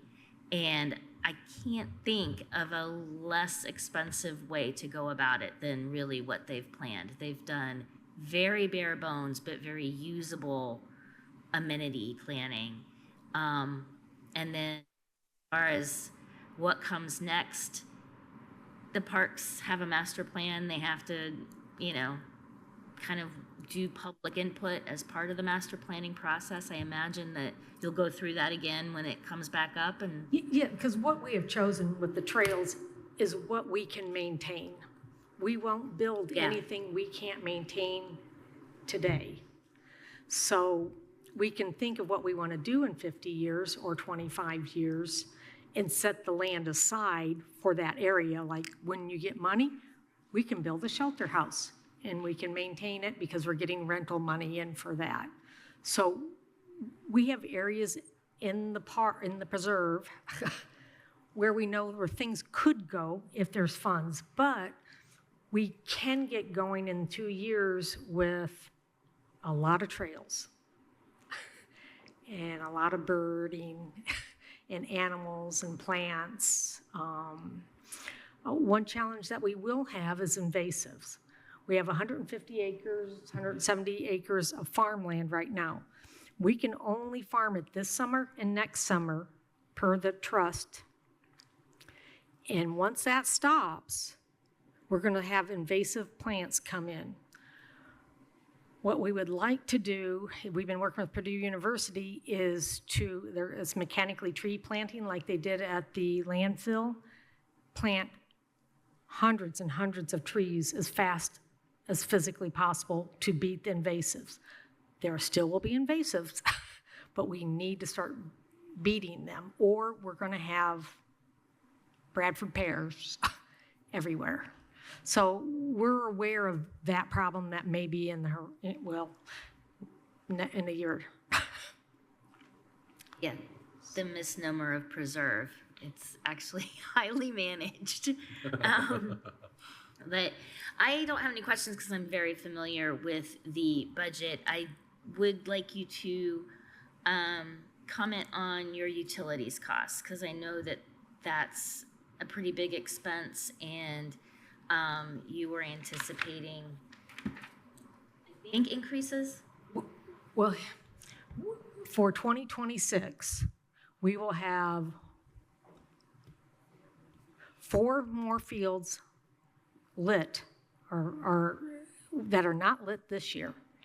They are LED lights.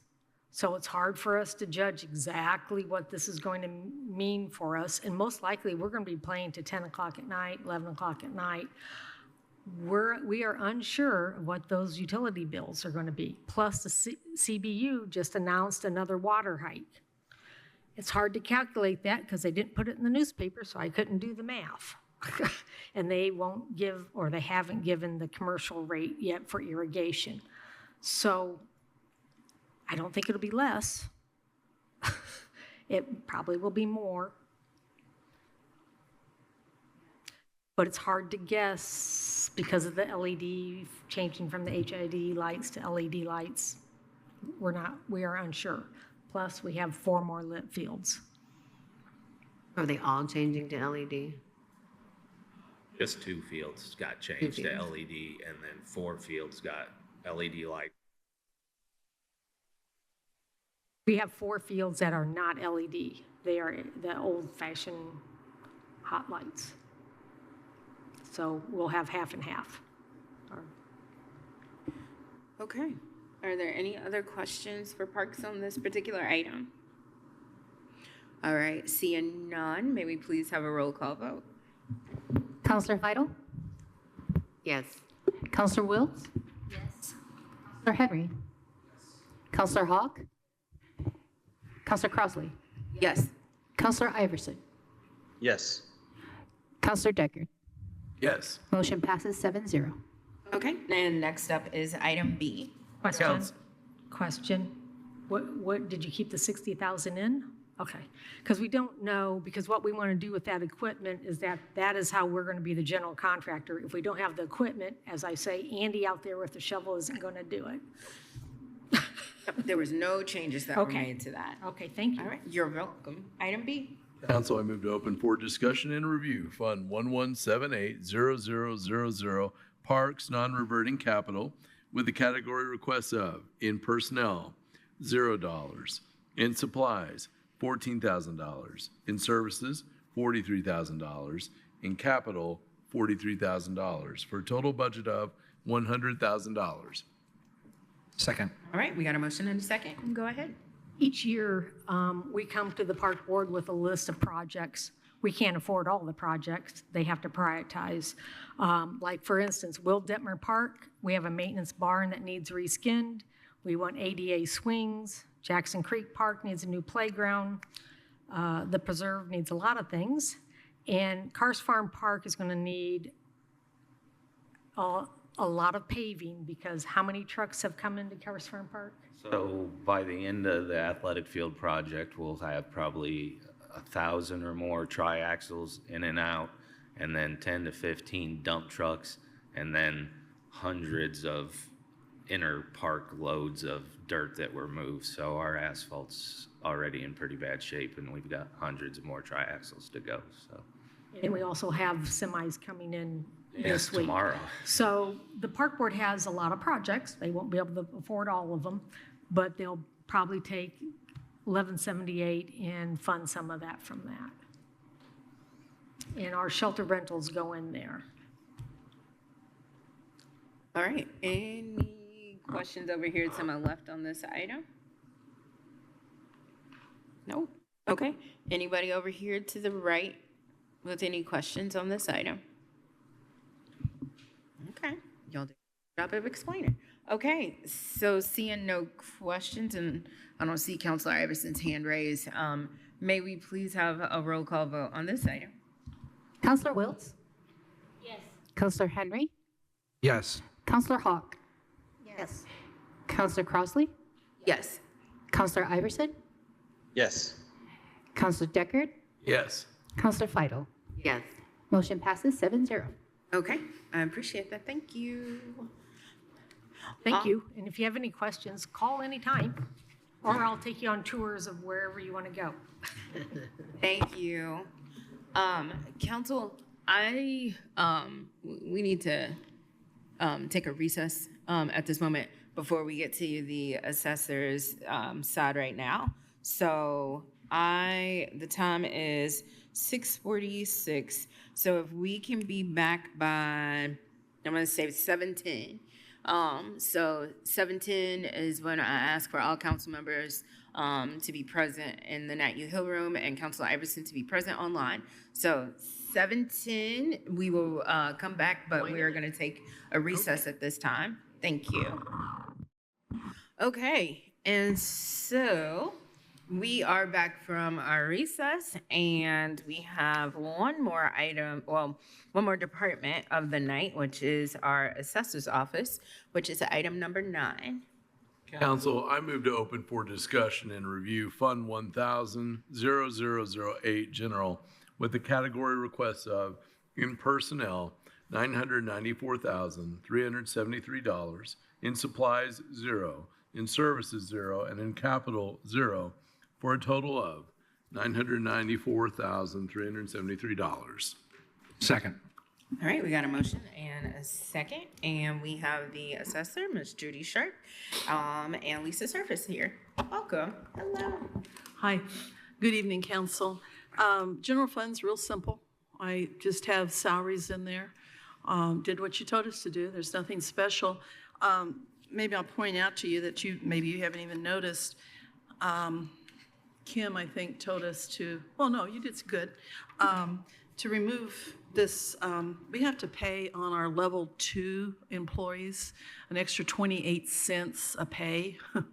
Per And- hour. Huh? 28 cents per hour. Per hour. Yeah, I started to say 28 cents per pay. 28 cents per hour, and we had it up in another line, and Kim suggested we put it down here, and it would be make more sense to everybody. Nothing special, it's the same money, just moved it. All right. Anything else you want to add to that? Basically, we've left 2 lines, or just in general fund, we have an extra, we're not going to fill this position. I've done that for the last couple of years. I have no desire to hire at all. I don't need to, and we're going to leave that alone. And we actually we left it to $1. Took out the money because we figured if something would happen and we would have to hire, we'd have the line there. But I'm not worried about that for next year at all. And just to make things clear, it's the floating assessor.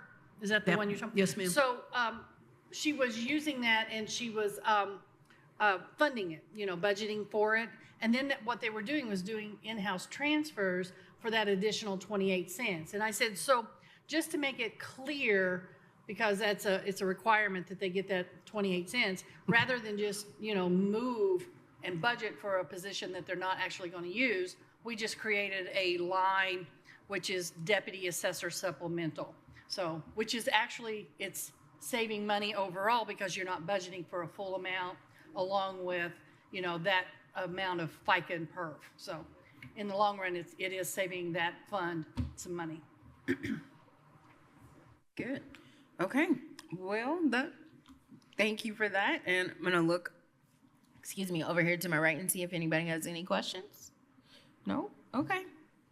And looking over to my left, I think I saw Counselor's hand. Counselor Wiltz. So it looks like there's 2 positions that are not filled that you said you have no intention of filling, that are being kept open. And that's unusual, so it catches my eye. And I, of course, trust that you won't fill it. If you're saying you're not going to, that's perfectly fine. You don't have an appropriation. But what's the advantage there over the long term? Like, if you thought you were going to fill it next year, it might be like, oh, keep it there. We can do it. But I did that for 2 years now, I think, Lisa. Is that about right? Yes. I think it's about 2 years. We lost a couple of people over the years. And my staff and I it was just as easy to just keep on doing what we're doing without them. And I appreciate that there is, we don't have a whole lot of money in this county, but this is one way that I've kept my budget down. And matter of fact, this year or next year for 26, you can see it's a little bit less, not a lot. There's 14 full-time people in the office. And for a county of almost 60,000 parcels, that's pretty good. And you'll understand why when you get to the reassessment fund.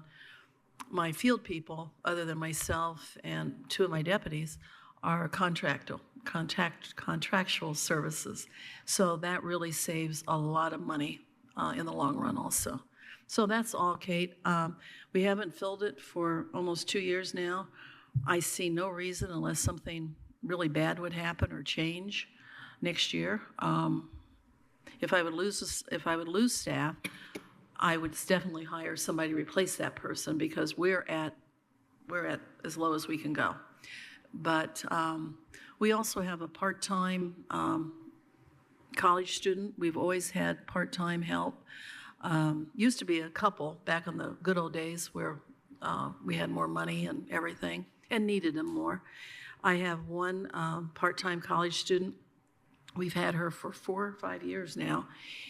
She's getting her master's degree, I guess her PhD really, in audiology. So I've got her for 2 more years. And she is there when we need her. She can do about anything in the office. She doesn't do assessments or anything, but the other stuff, the personal property. We've also cut the personal property down. We've always had 3 people.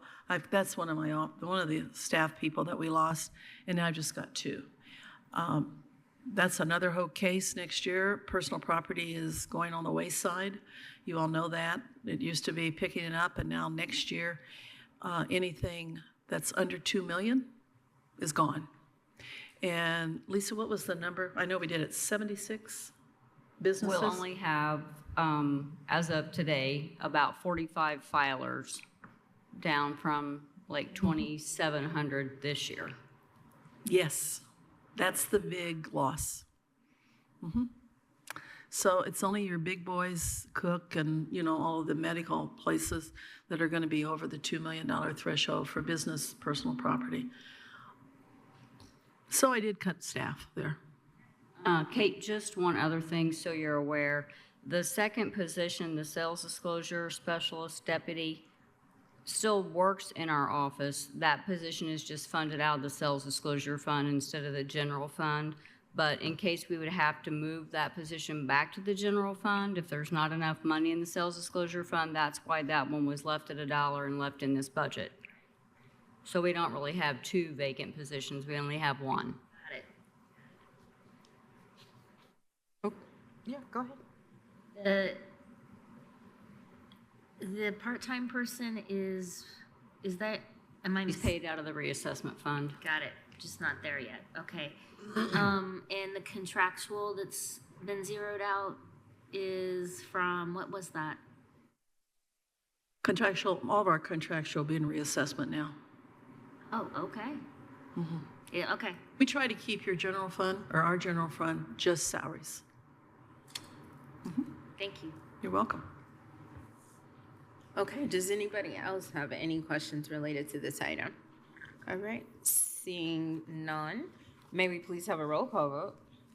Counselor Henry? Yes. Counselor Hawk? Yes. Counselor Crossley? Yes. Counselor Iverson? Yes. Counselor Deckard? Yes. Counselor Feidel? Yes. Counselor Wiltz? Yes. Motion passes 7-0. Okay, and next up is item B. Council, I move to open for discussion and review Fund 1131-0000 Sales Disclosure with the category requests of in personnel, $66,112, in supplies, $0, in services, $2, in capital, $0, for a total budget of $66,114. Second. All right, and what do you have to add to this? Yes, ma'am, that's the sales disclosure deputy. Only one person is paid out of this, and it's $54,538.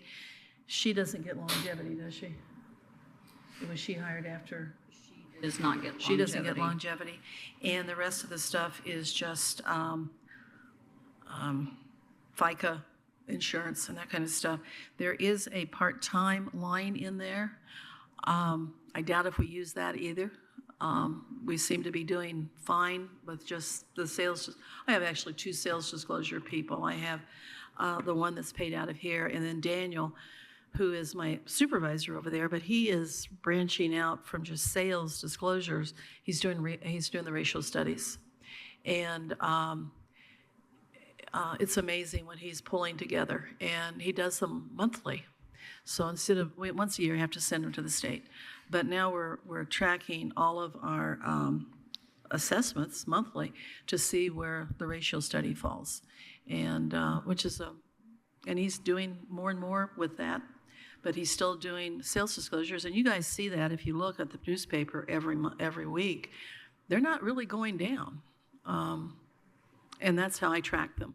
If I have a full page, it's a great week. If I only, but no, it's seriously where the sales are still doing well in Monroe County. It might take a little bit longer to sell a house, but you're still getting what you want out of that house. Yep. All right. Let me look over here to my right and see if anybody has any questions. Nope. Okay. Looking over here to my left and see if anybody has any questions. Nope. And Councilor Iverson is shaking his head. Okay. May we please have a roll call vote? Counselor Hawk? Counselor Crossley? Yes. Counselor Iverson? Yes. Counselor Deckard? Yes. Counselor Feidel? Yes. Counselor Wiltz? Yes. And Counselor Henry? Yes. Motion passes 7-0. Okay, and the last item for the assessor's office is item C. Council, I move to open for discussion and review Fund 12240000 reassessment with a category request of in personnel, $100,115, in supplies, $7,000, in services, $851,500, in capital, $10,000, for a total budget of $968,615. Second. Okay, and what would you like to add to this? Yes, ma'am. That's the big one. That's what we run the office with, other than salaries. The first one is when you're asking about the part-time person, it's 28,000. You can see, we've just left that there. You can see what we used in 24, very little. I mean, less than $8,000. She's a part-time IU student, and she's great. She does a lot of work for us that frees up the real staff.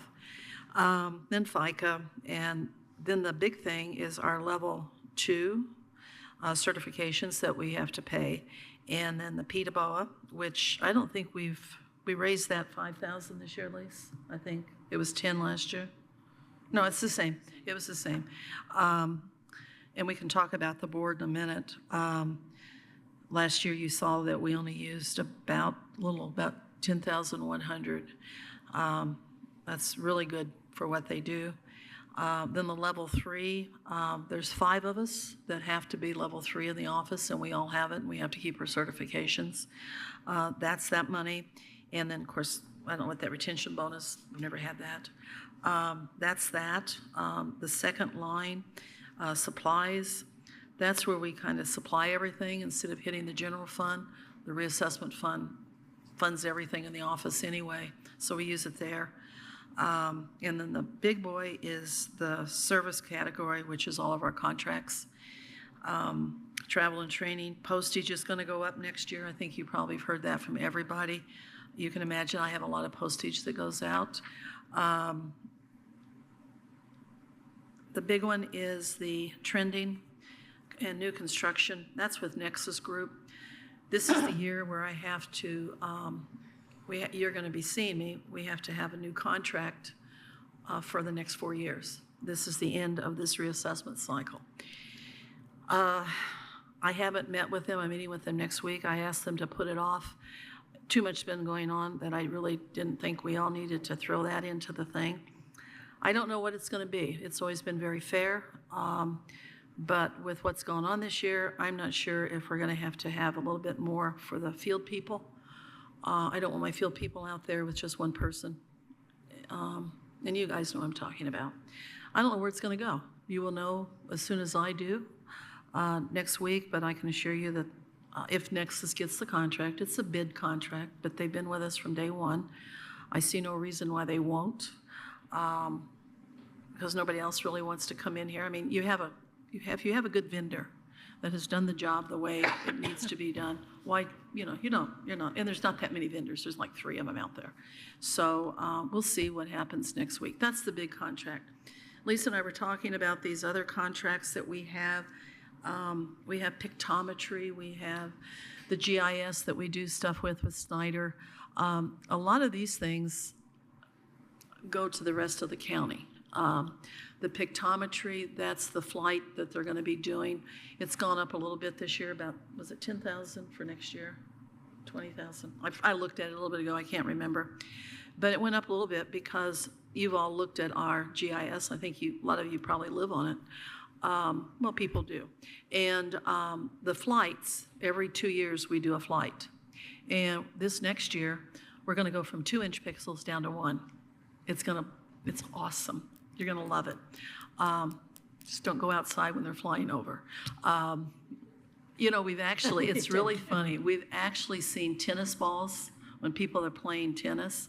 We've seen that happen.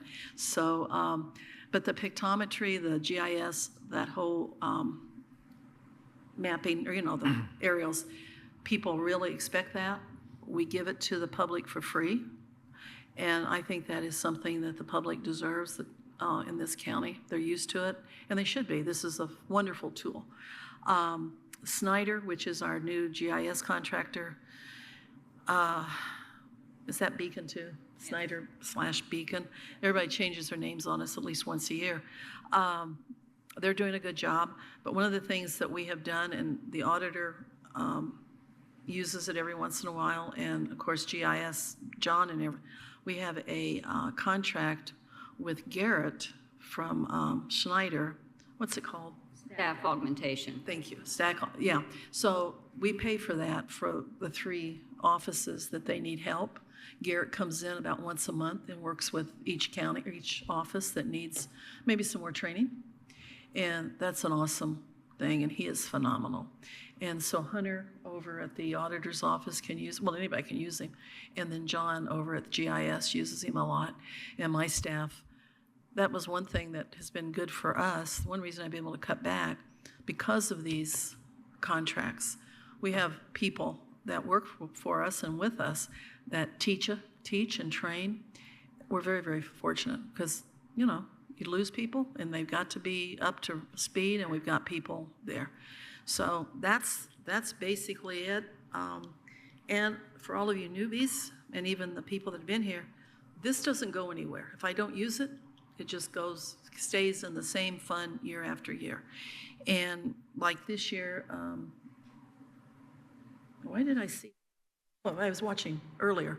She showed what was on TV that was still left in reassessment, almost 500,000. Well, this is September.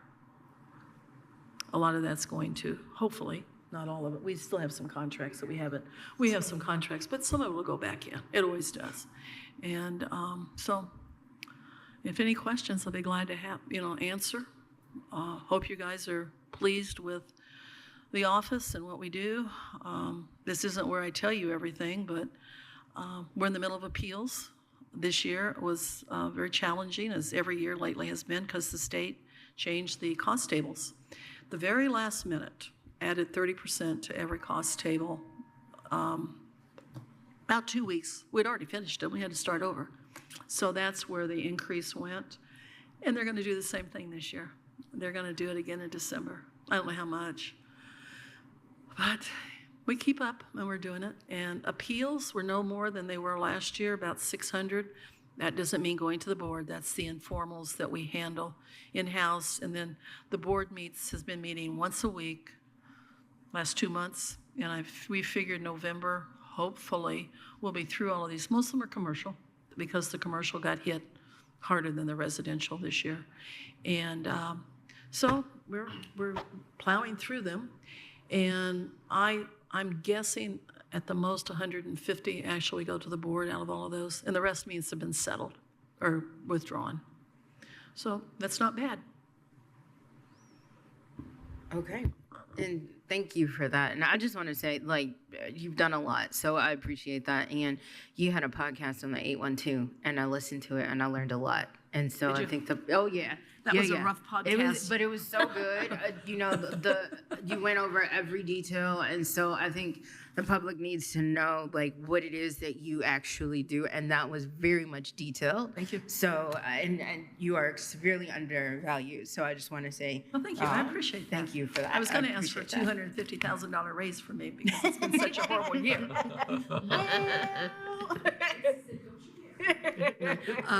No, just teasing. I'm fine. Yeah. So with that being said, I think we got some questions for you. So I already see one, and Councilor Henry, you are up. Well, thank you. And I would just echo my colleague in terms of just the hard work we know you all do. And there are probably things you can't say, but I'm happy to say anyway that the incredible work your office does, the level of detail. Of course, the public will have obviously opinions about when their assessments change. You're on the first floor of this building. They're the first door they can walk in and yell at y'all. And I know you have taken care of our county for some time, right? It's also, again, the podcast with Steve Olin's podcast, I think was educational. And this is educational too. Anytime you have a chance to come in here and explain what it is y'all do, in layman's terms for people to really understand that this is where we get an accurate assessment of our county, right? And when we have so much state property, so much federal property in the county, and a reluctance to develop in the county, it really comes down to the parcels we have, and you've done some great work with that. It funds the whole thing, right? That's why we're sitting here. So I just want to publicly thank you for that, and the hard work, the accurate work that you do.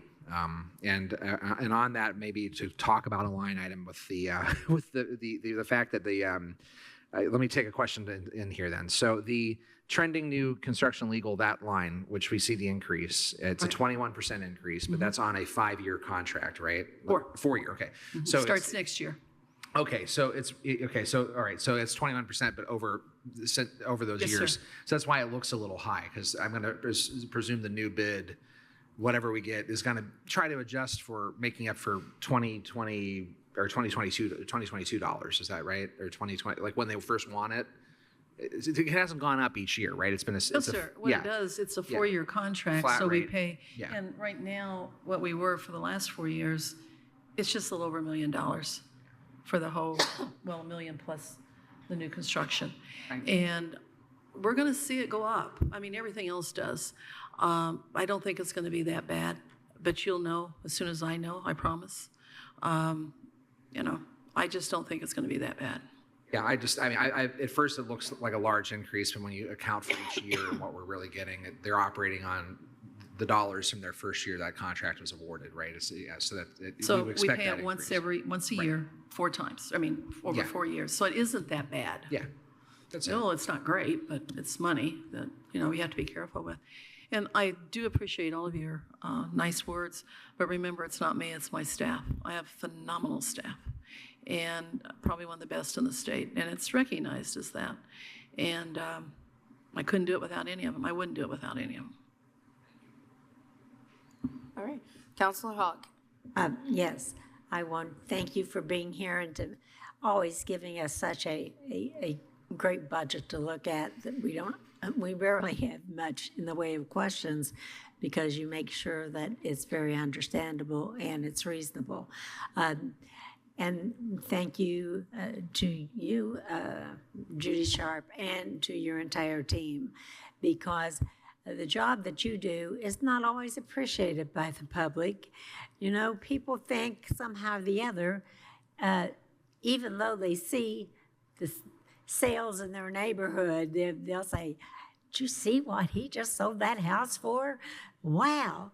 And then they start to realize that every time the neighbor's house keeps going up in price, and literally get it, and you're not in charge of that, the public decides what they're going to pay for a property or not, well, then that's going to affect what their property value is. Even if they've not done a blasted thing to it, all of a sudden their house is worth more because the very similar house down the street sold for a lot more. Suddenly there's this more, and that's just the way it works. And it's inconceivable to me that people don't get that, but then that's because I've been around real estate for, since the 1970s.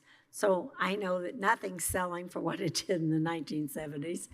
And it just does continue to go up. And we have to have an assessor and a team to make sure that they're keeping those numbers up to what market actually says, because the court says it has to be market value. It can't just be some made-up something. But I did notice that there was more concern amongst the people who had businesses. And then wasn't there like some kind of a thing from the state that they, like you said, they changed everything at the last minute? It wasn't like if you changed it at the last minute, the state didn't change. And I thought if you could weigh in on that. Sure. The big thing last year and this year also, the state changed how we value apartments, the big apartments, not the little apartments, but these big student rentals. And we had to develop a whole new approach. We had to do the 3 approaches to value. And we have to develop that. That isn't something I can just, call you, Marty, and say, what do you think? you have to go in and do a lot of research and you develop it. So we knew we had to look at every apartment complex, and we had to do the three approaches: cost, sales, and income. And we developed models. And we only had a couple of months to do that, and we had 500 apartments. We did it. And we did a darn good job. We didn't leave this office we had a team in there that sat with computers, and Nexus was very much a part of that. Thanks so much to them. And we did a great job. Was it perfect? Nothing's ever perfect in this world, but it was darn good. And we can always tell by the amount of appeals we get. We got very few appeals. Out of all the apartments last year, only one's going to the state. 500 and one's going to the state. It's the Dillon. And I've had an appraisal too. And that's going to be a fun one because it's a student apartment, 10 years old. But the rest of them, you show them how we did it. They give me their income. The cost is the cost. The state puts that out. And then the sales of apartment complexes in this community would never be the lowest. These apartments are selling for $100 million. You can't get there. So we figured the cost would be the lowest, and we were right. But for a lot of them, when they came in and actually gave us their actual income, we could lower it a little bit more for them. But even if we had to lower, they were higher than they had been 2 years ago. And they should be. We've had a bunch that appealed. They've pulled them. So they realized that we didn't do anything wrong. Or not wrong, but the values were correct. So that's what we do. And every day, this is what the office does day in and day out.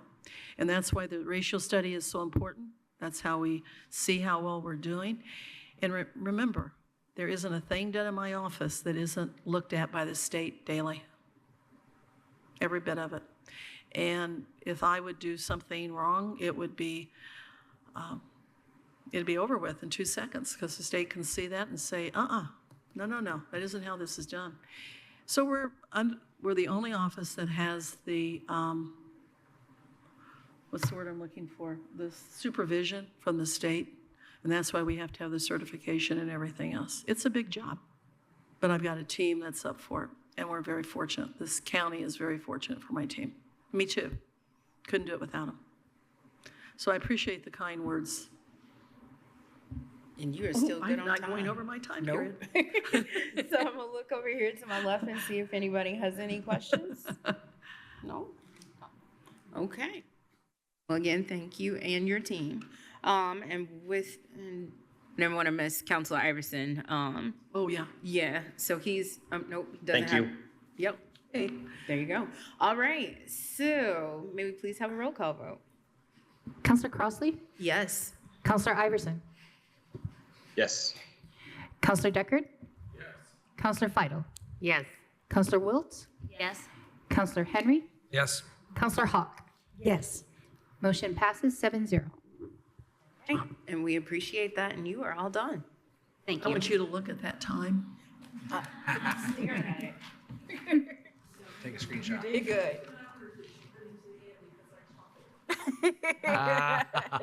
You did just fine. No, we want to talk about anything else? Got 17 more minutes. I got to get home. I don't know about you guys, but thank you all so much.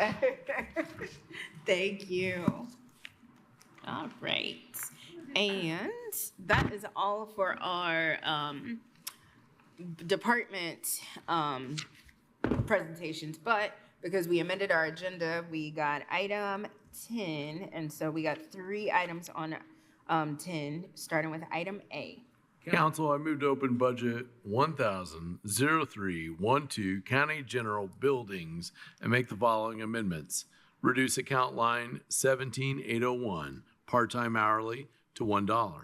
Reduce account line 18101, FICA, to $42,028. And increase account line 33010, refunds, to $1,000. Second. All right, we got a motion and a second, and I'm going to go to the council administrator, Ms. Kim Schill, to speak on this. Thank you, council.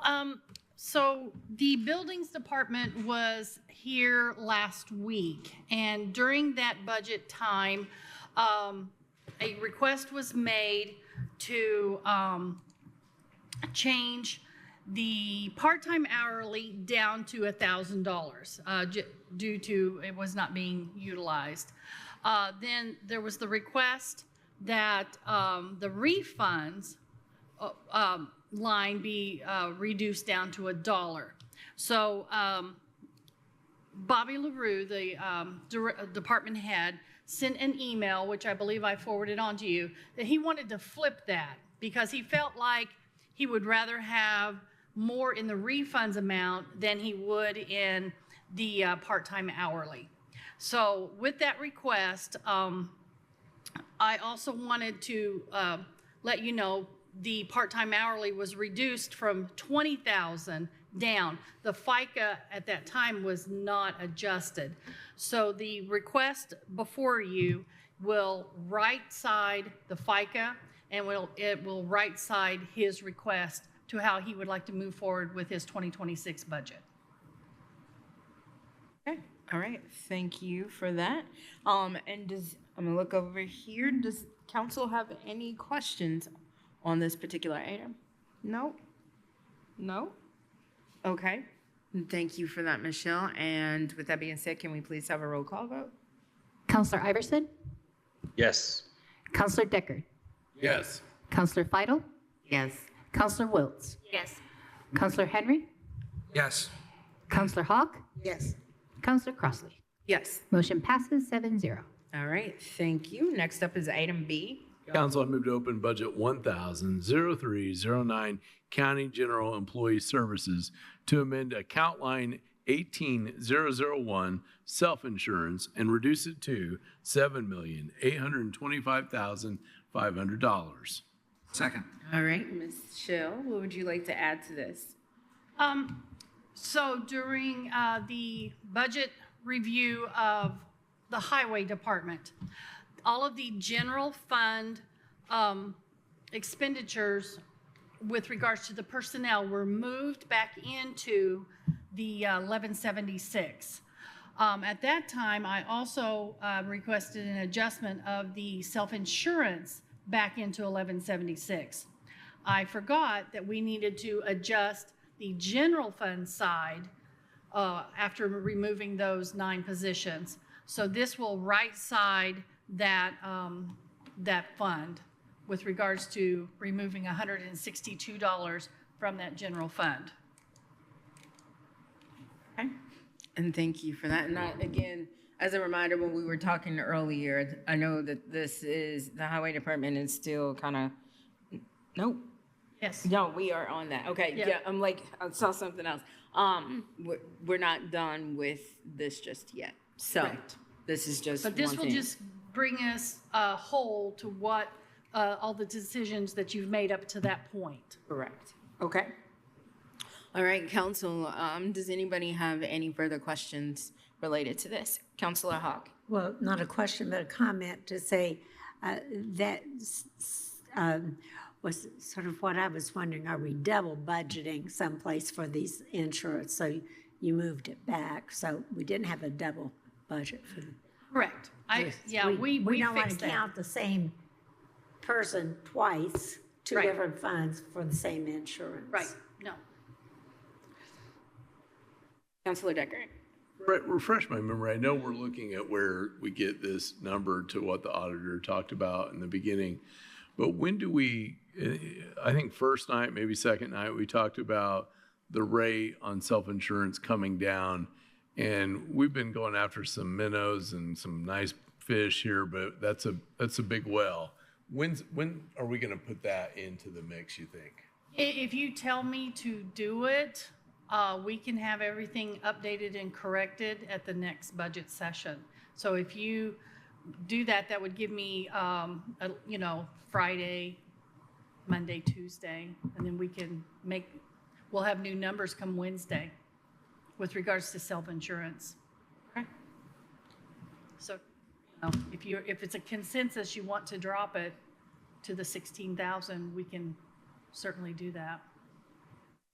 Council, what's your thoughts on that? So where did the justification come from to drop it to 16,000? Do we know? I received an email, and I'm not sure if Bree got it as well, but I received an email from E. Sensenstein, who, through, I can't remember their third-party administrator with the insurance, said that the 16,000 would be plenty if you guys move forward with giving them that additional appropriation that they need for the remainder of this year. So but if you don't, then we need to leave it at 18 so that they will have it for the beginning of 2026. I saw the auditor kind of pulling the mic to her. Did you have anything else to add to that? Nope. Okay, got it. I see Councilor Iverson's hand is up. Yeah, just very briefly, I would be in favor of council office making that change in these next couple of days to be ready for us next week. Yeah. Councilor Henry.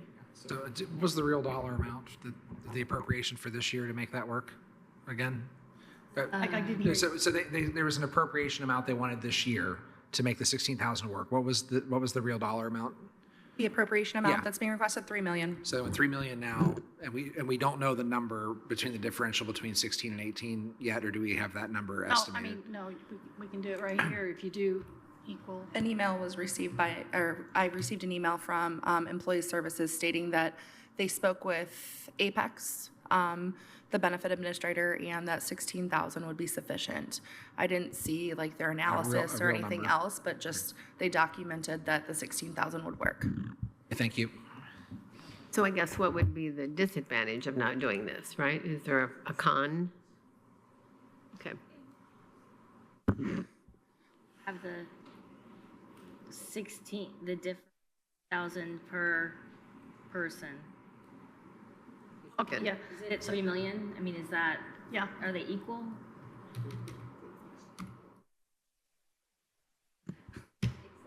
It's Math after it's like about 8 p.m. or whatever. It's about 1.2 million.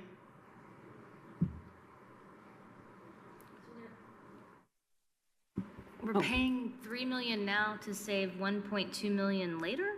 Is that what's happening? Is it okay if I jump in? Please. Perfect. Okay, so as I understand it, we need a significant additional appropriation this year regardless. The target fund, minimum fund balance for the self-insurance fund is 1.5 million. We're trending to go negative this year if we don't have some sort of action. So action's required regardless.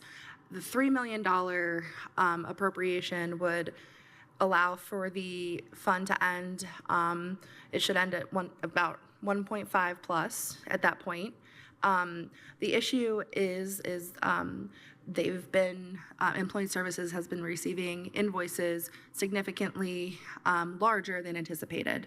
So to offset that, the amount necessary to end the year where we need to had to be increased from the original 1.2 that was estimated up all the way up to that $3 million number. Now, if you were to decrease the amount, appropriated for this year, we would probably need to keep the $18,000 per position budgeted for 2026. And that would be an additional 1.2. So, I mean, you could think to reduce it that much, I suppose, for 2025. I mean, we'd have to confirm all this with Employee Services, obviously, but that's my understanding. Also, during their budget session, it was mentioned, E. Sensenstein mentioned that they had just received over a $900,000 bill, which they didn't anticipate. So that's why they were asking for that additional appropriation of 3 million rather than the 1.5. So they are receiving larger amounts of bills. Yeah, I'm glad you pointed that out because I was just about to say, I swear, in recent conversation, that is what happened. So it's, I mean, got to do it. Yes. Sorry, one more comment. I believe when I spoke with Employee Services, the typical invoices are between like $200,000 and $300,000 monthly. So the close to $1 million invoice, and then the following invoice after that was 500,000-ish. So they're clearly trending upward.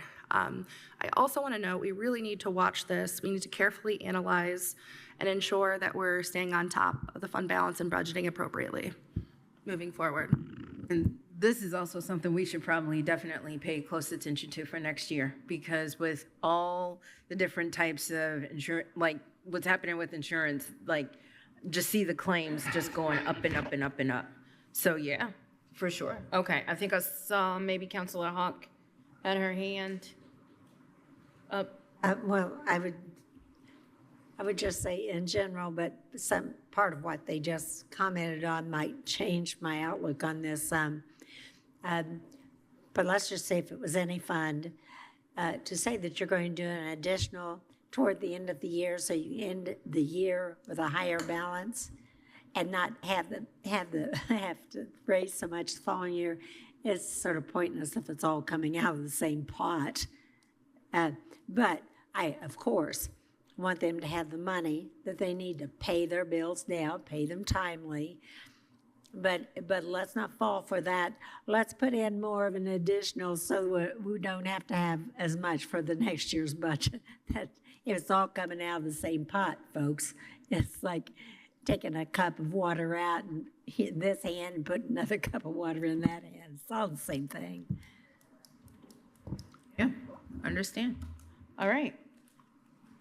So it kind of goes back to the question that was at hand that Michelle proposed to us of what do we say, like if council is in agreement with lowering it to 16 so we can potentially get better numbers for next week, is like, what is the will of the council at the moment? If you lowered it to 16, and they don't know, we don't know, no one knows what the claims are going to be. I mean, we could drop over, be really ill. I'd be probably closer to that than others. And you don't know when those big claims could come in. And so if that should happen, we just have to always be prepared to put the money in there from some fund. Because if we can do an additional at the end of the year, you can do one in the middle of the year, but we don't want to plan to have to do the additional. Just plan. Yeah, so I'll go Decker and then I'll go to Vital next. Well, and one thing I'll say is no budget is ever complete even after we adopt it. We are always fiddling around with it. And I don't mean fiddling in a bad way. I mean, you have to fiddle, otherwise you will have bills you don't pay or things that you promised to do and you did not do it. I'm wondering if there's a, because I'm struggling a little bit with you pay 3 now and save 1.2 later. I'm wondering if, as the math bears out, if there's not a happier medium on that, or maybe I'm just not understanding it right. We've already advertised for that 3 million, and it's going to be coming before you,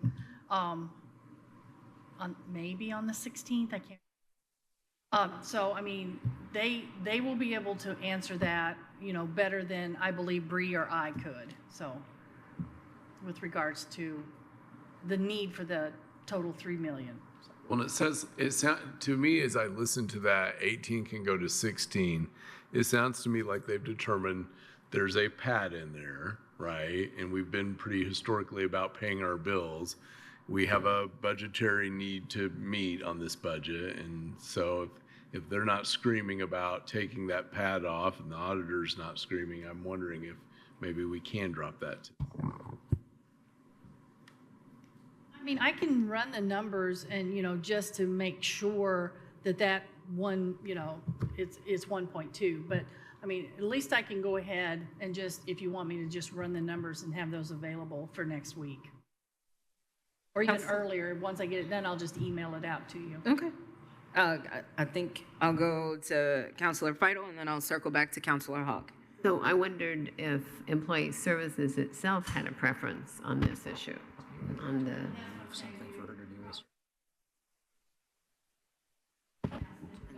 Ask them about that 3 million. So But like I said, we can have them, maybe pop in at the next meeting. So they've not exhibited a preference at this point, is that right? No, I mean, they submitted the request for $3 million, So so, the request did come? yes. Okay. Yeah, I know, but I just wanted to know if there was follow-up about any additional information that would really sort of emphasize that, you know? No, the only thing I've heard is the request, this is the amount they're requesting, and if we do that, what they're requesting, then the amount could be lowered to 16,000. Yeah, okay, thanks. That's all I can tell you. So I'm going to go to Councilor Hawk next. Okay, the thing that's, obviously this whole thing has had me concerned for a while because I'm trying to follow it because I don't think we've never done it this way before, and so it's a new time to learn for me, and I'm open to learning.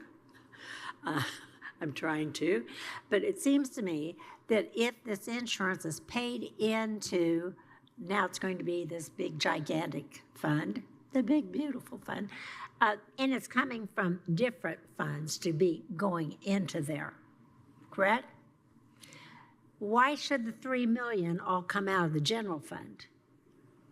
If they need additional money, shouldn't it come from percentages from the different areas that it's coming to?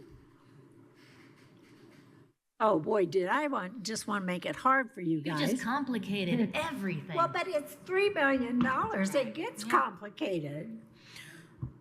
So for the interest of time, right now, I think ideally that's something that it sounds like we need to kind of ponder on that. And it also sounds like potentially on the 16th when we have our next non-budget meeting, that is a question that we can ask for employee services. So I would just ask, because it doesn't seem like we're trying to formulate, we have concepts of plans right now. So because we have concepts of plans in our big, beautiful budget for 26, I would kindly ask if you can just run the numbers and maybe just email it to us, and we can kind of formulate thoughts before the 16th. Yes. Just a reminder, in your email, you should all have a few different times we've provided a self-insurance fund analysis, and that might be a helpful tool as well. Okay, great, thanks for reminding It's also in your binder, pink tab. The beautiful binder. All right. So sounds like we got some homework to do. So let's make some concepts, some plans out of some concepts. All right. That being said, I think we've exhausted enough for the conversation on item B. Can we please have a roll call vote? What are we voting on? This is the For the changes. self-insurance. Yeah. For those county, Oh, yeah. Counselor Deckard? yes. Counselor Fidel? Yes. Counselor Wiltz? Yes. Counselor Henry? Yes. Counselor Hawk? Yes. Counselor Crossley? Yes. Counselor Iverson? Yes. Thank you. Motion passes 7-0. All right. And the last, but certainly not least, item C. Council, I move to open budget 1,000,001 County General Clerk and make the following amendments. Reduce account line 18101 FICA to $129,397. Reduce account line 3004 repairs, 30004 repairs equipment vehicle to 0. Create account line 38010 service maintenance repair equipment and set the amount to $2,600. Second. All right, Michelle, what do you have to add on this item?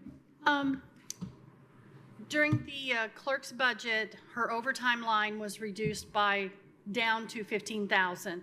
The FICA was not reduced at that time. So this, the FICA has been reduced, which will match what for the personnel line.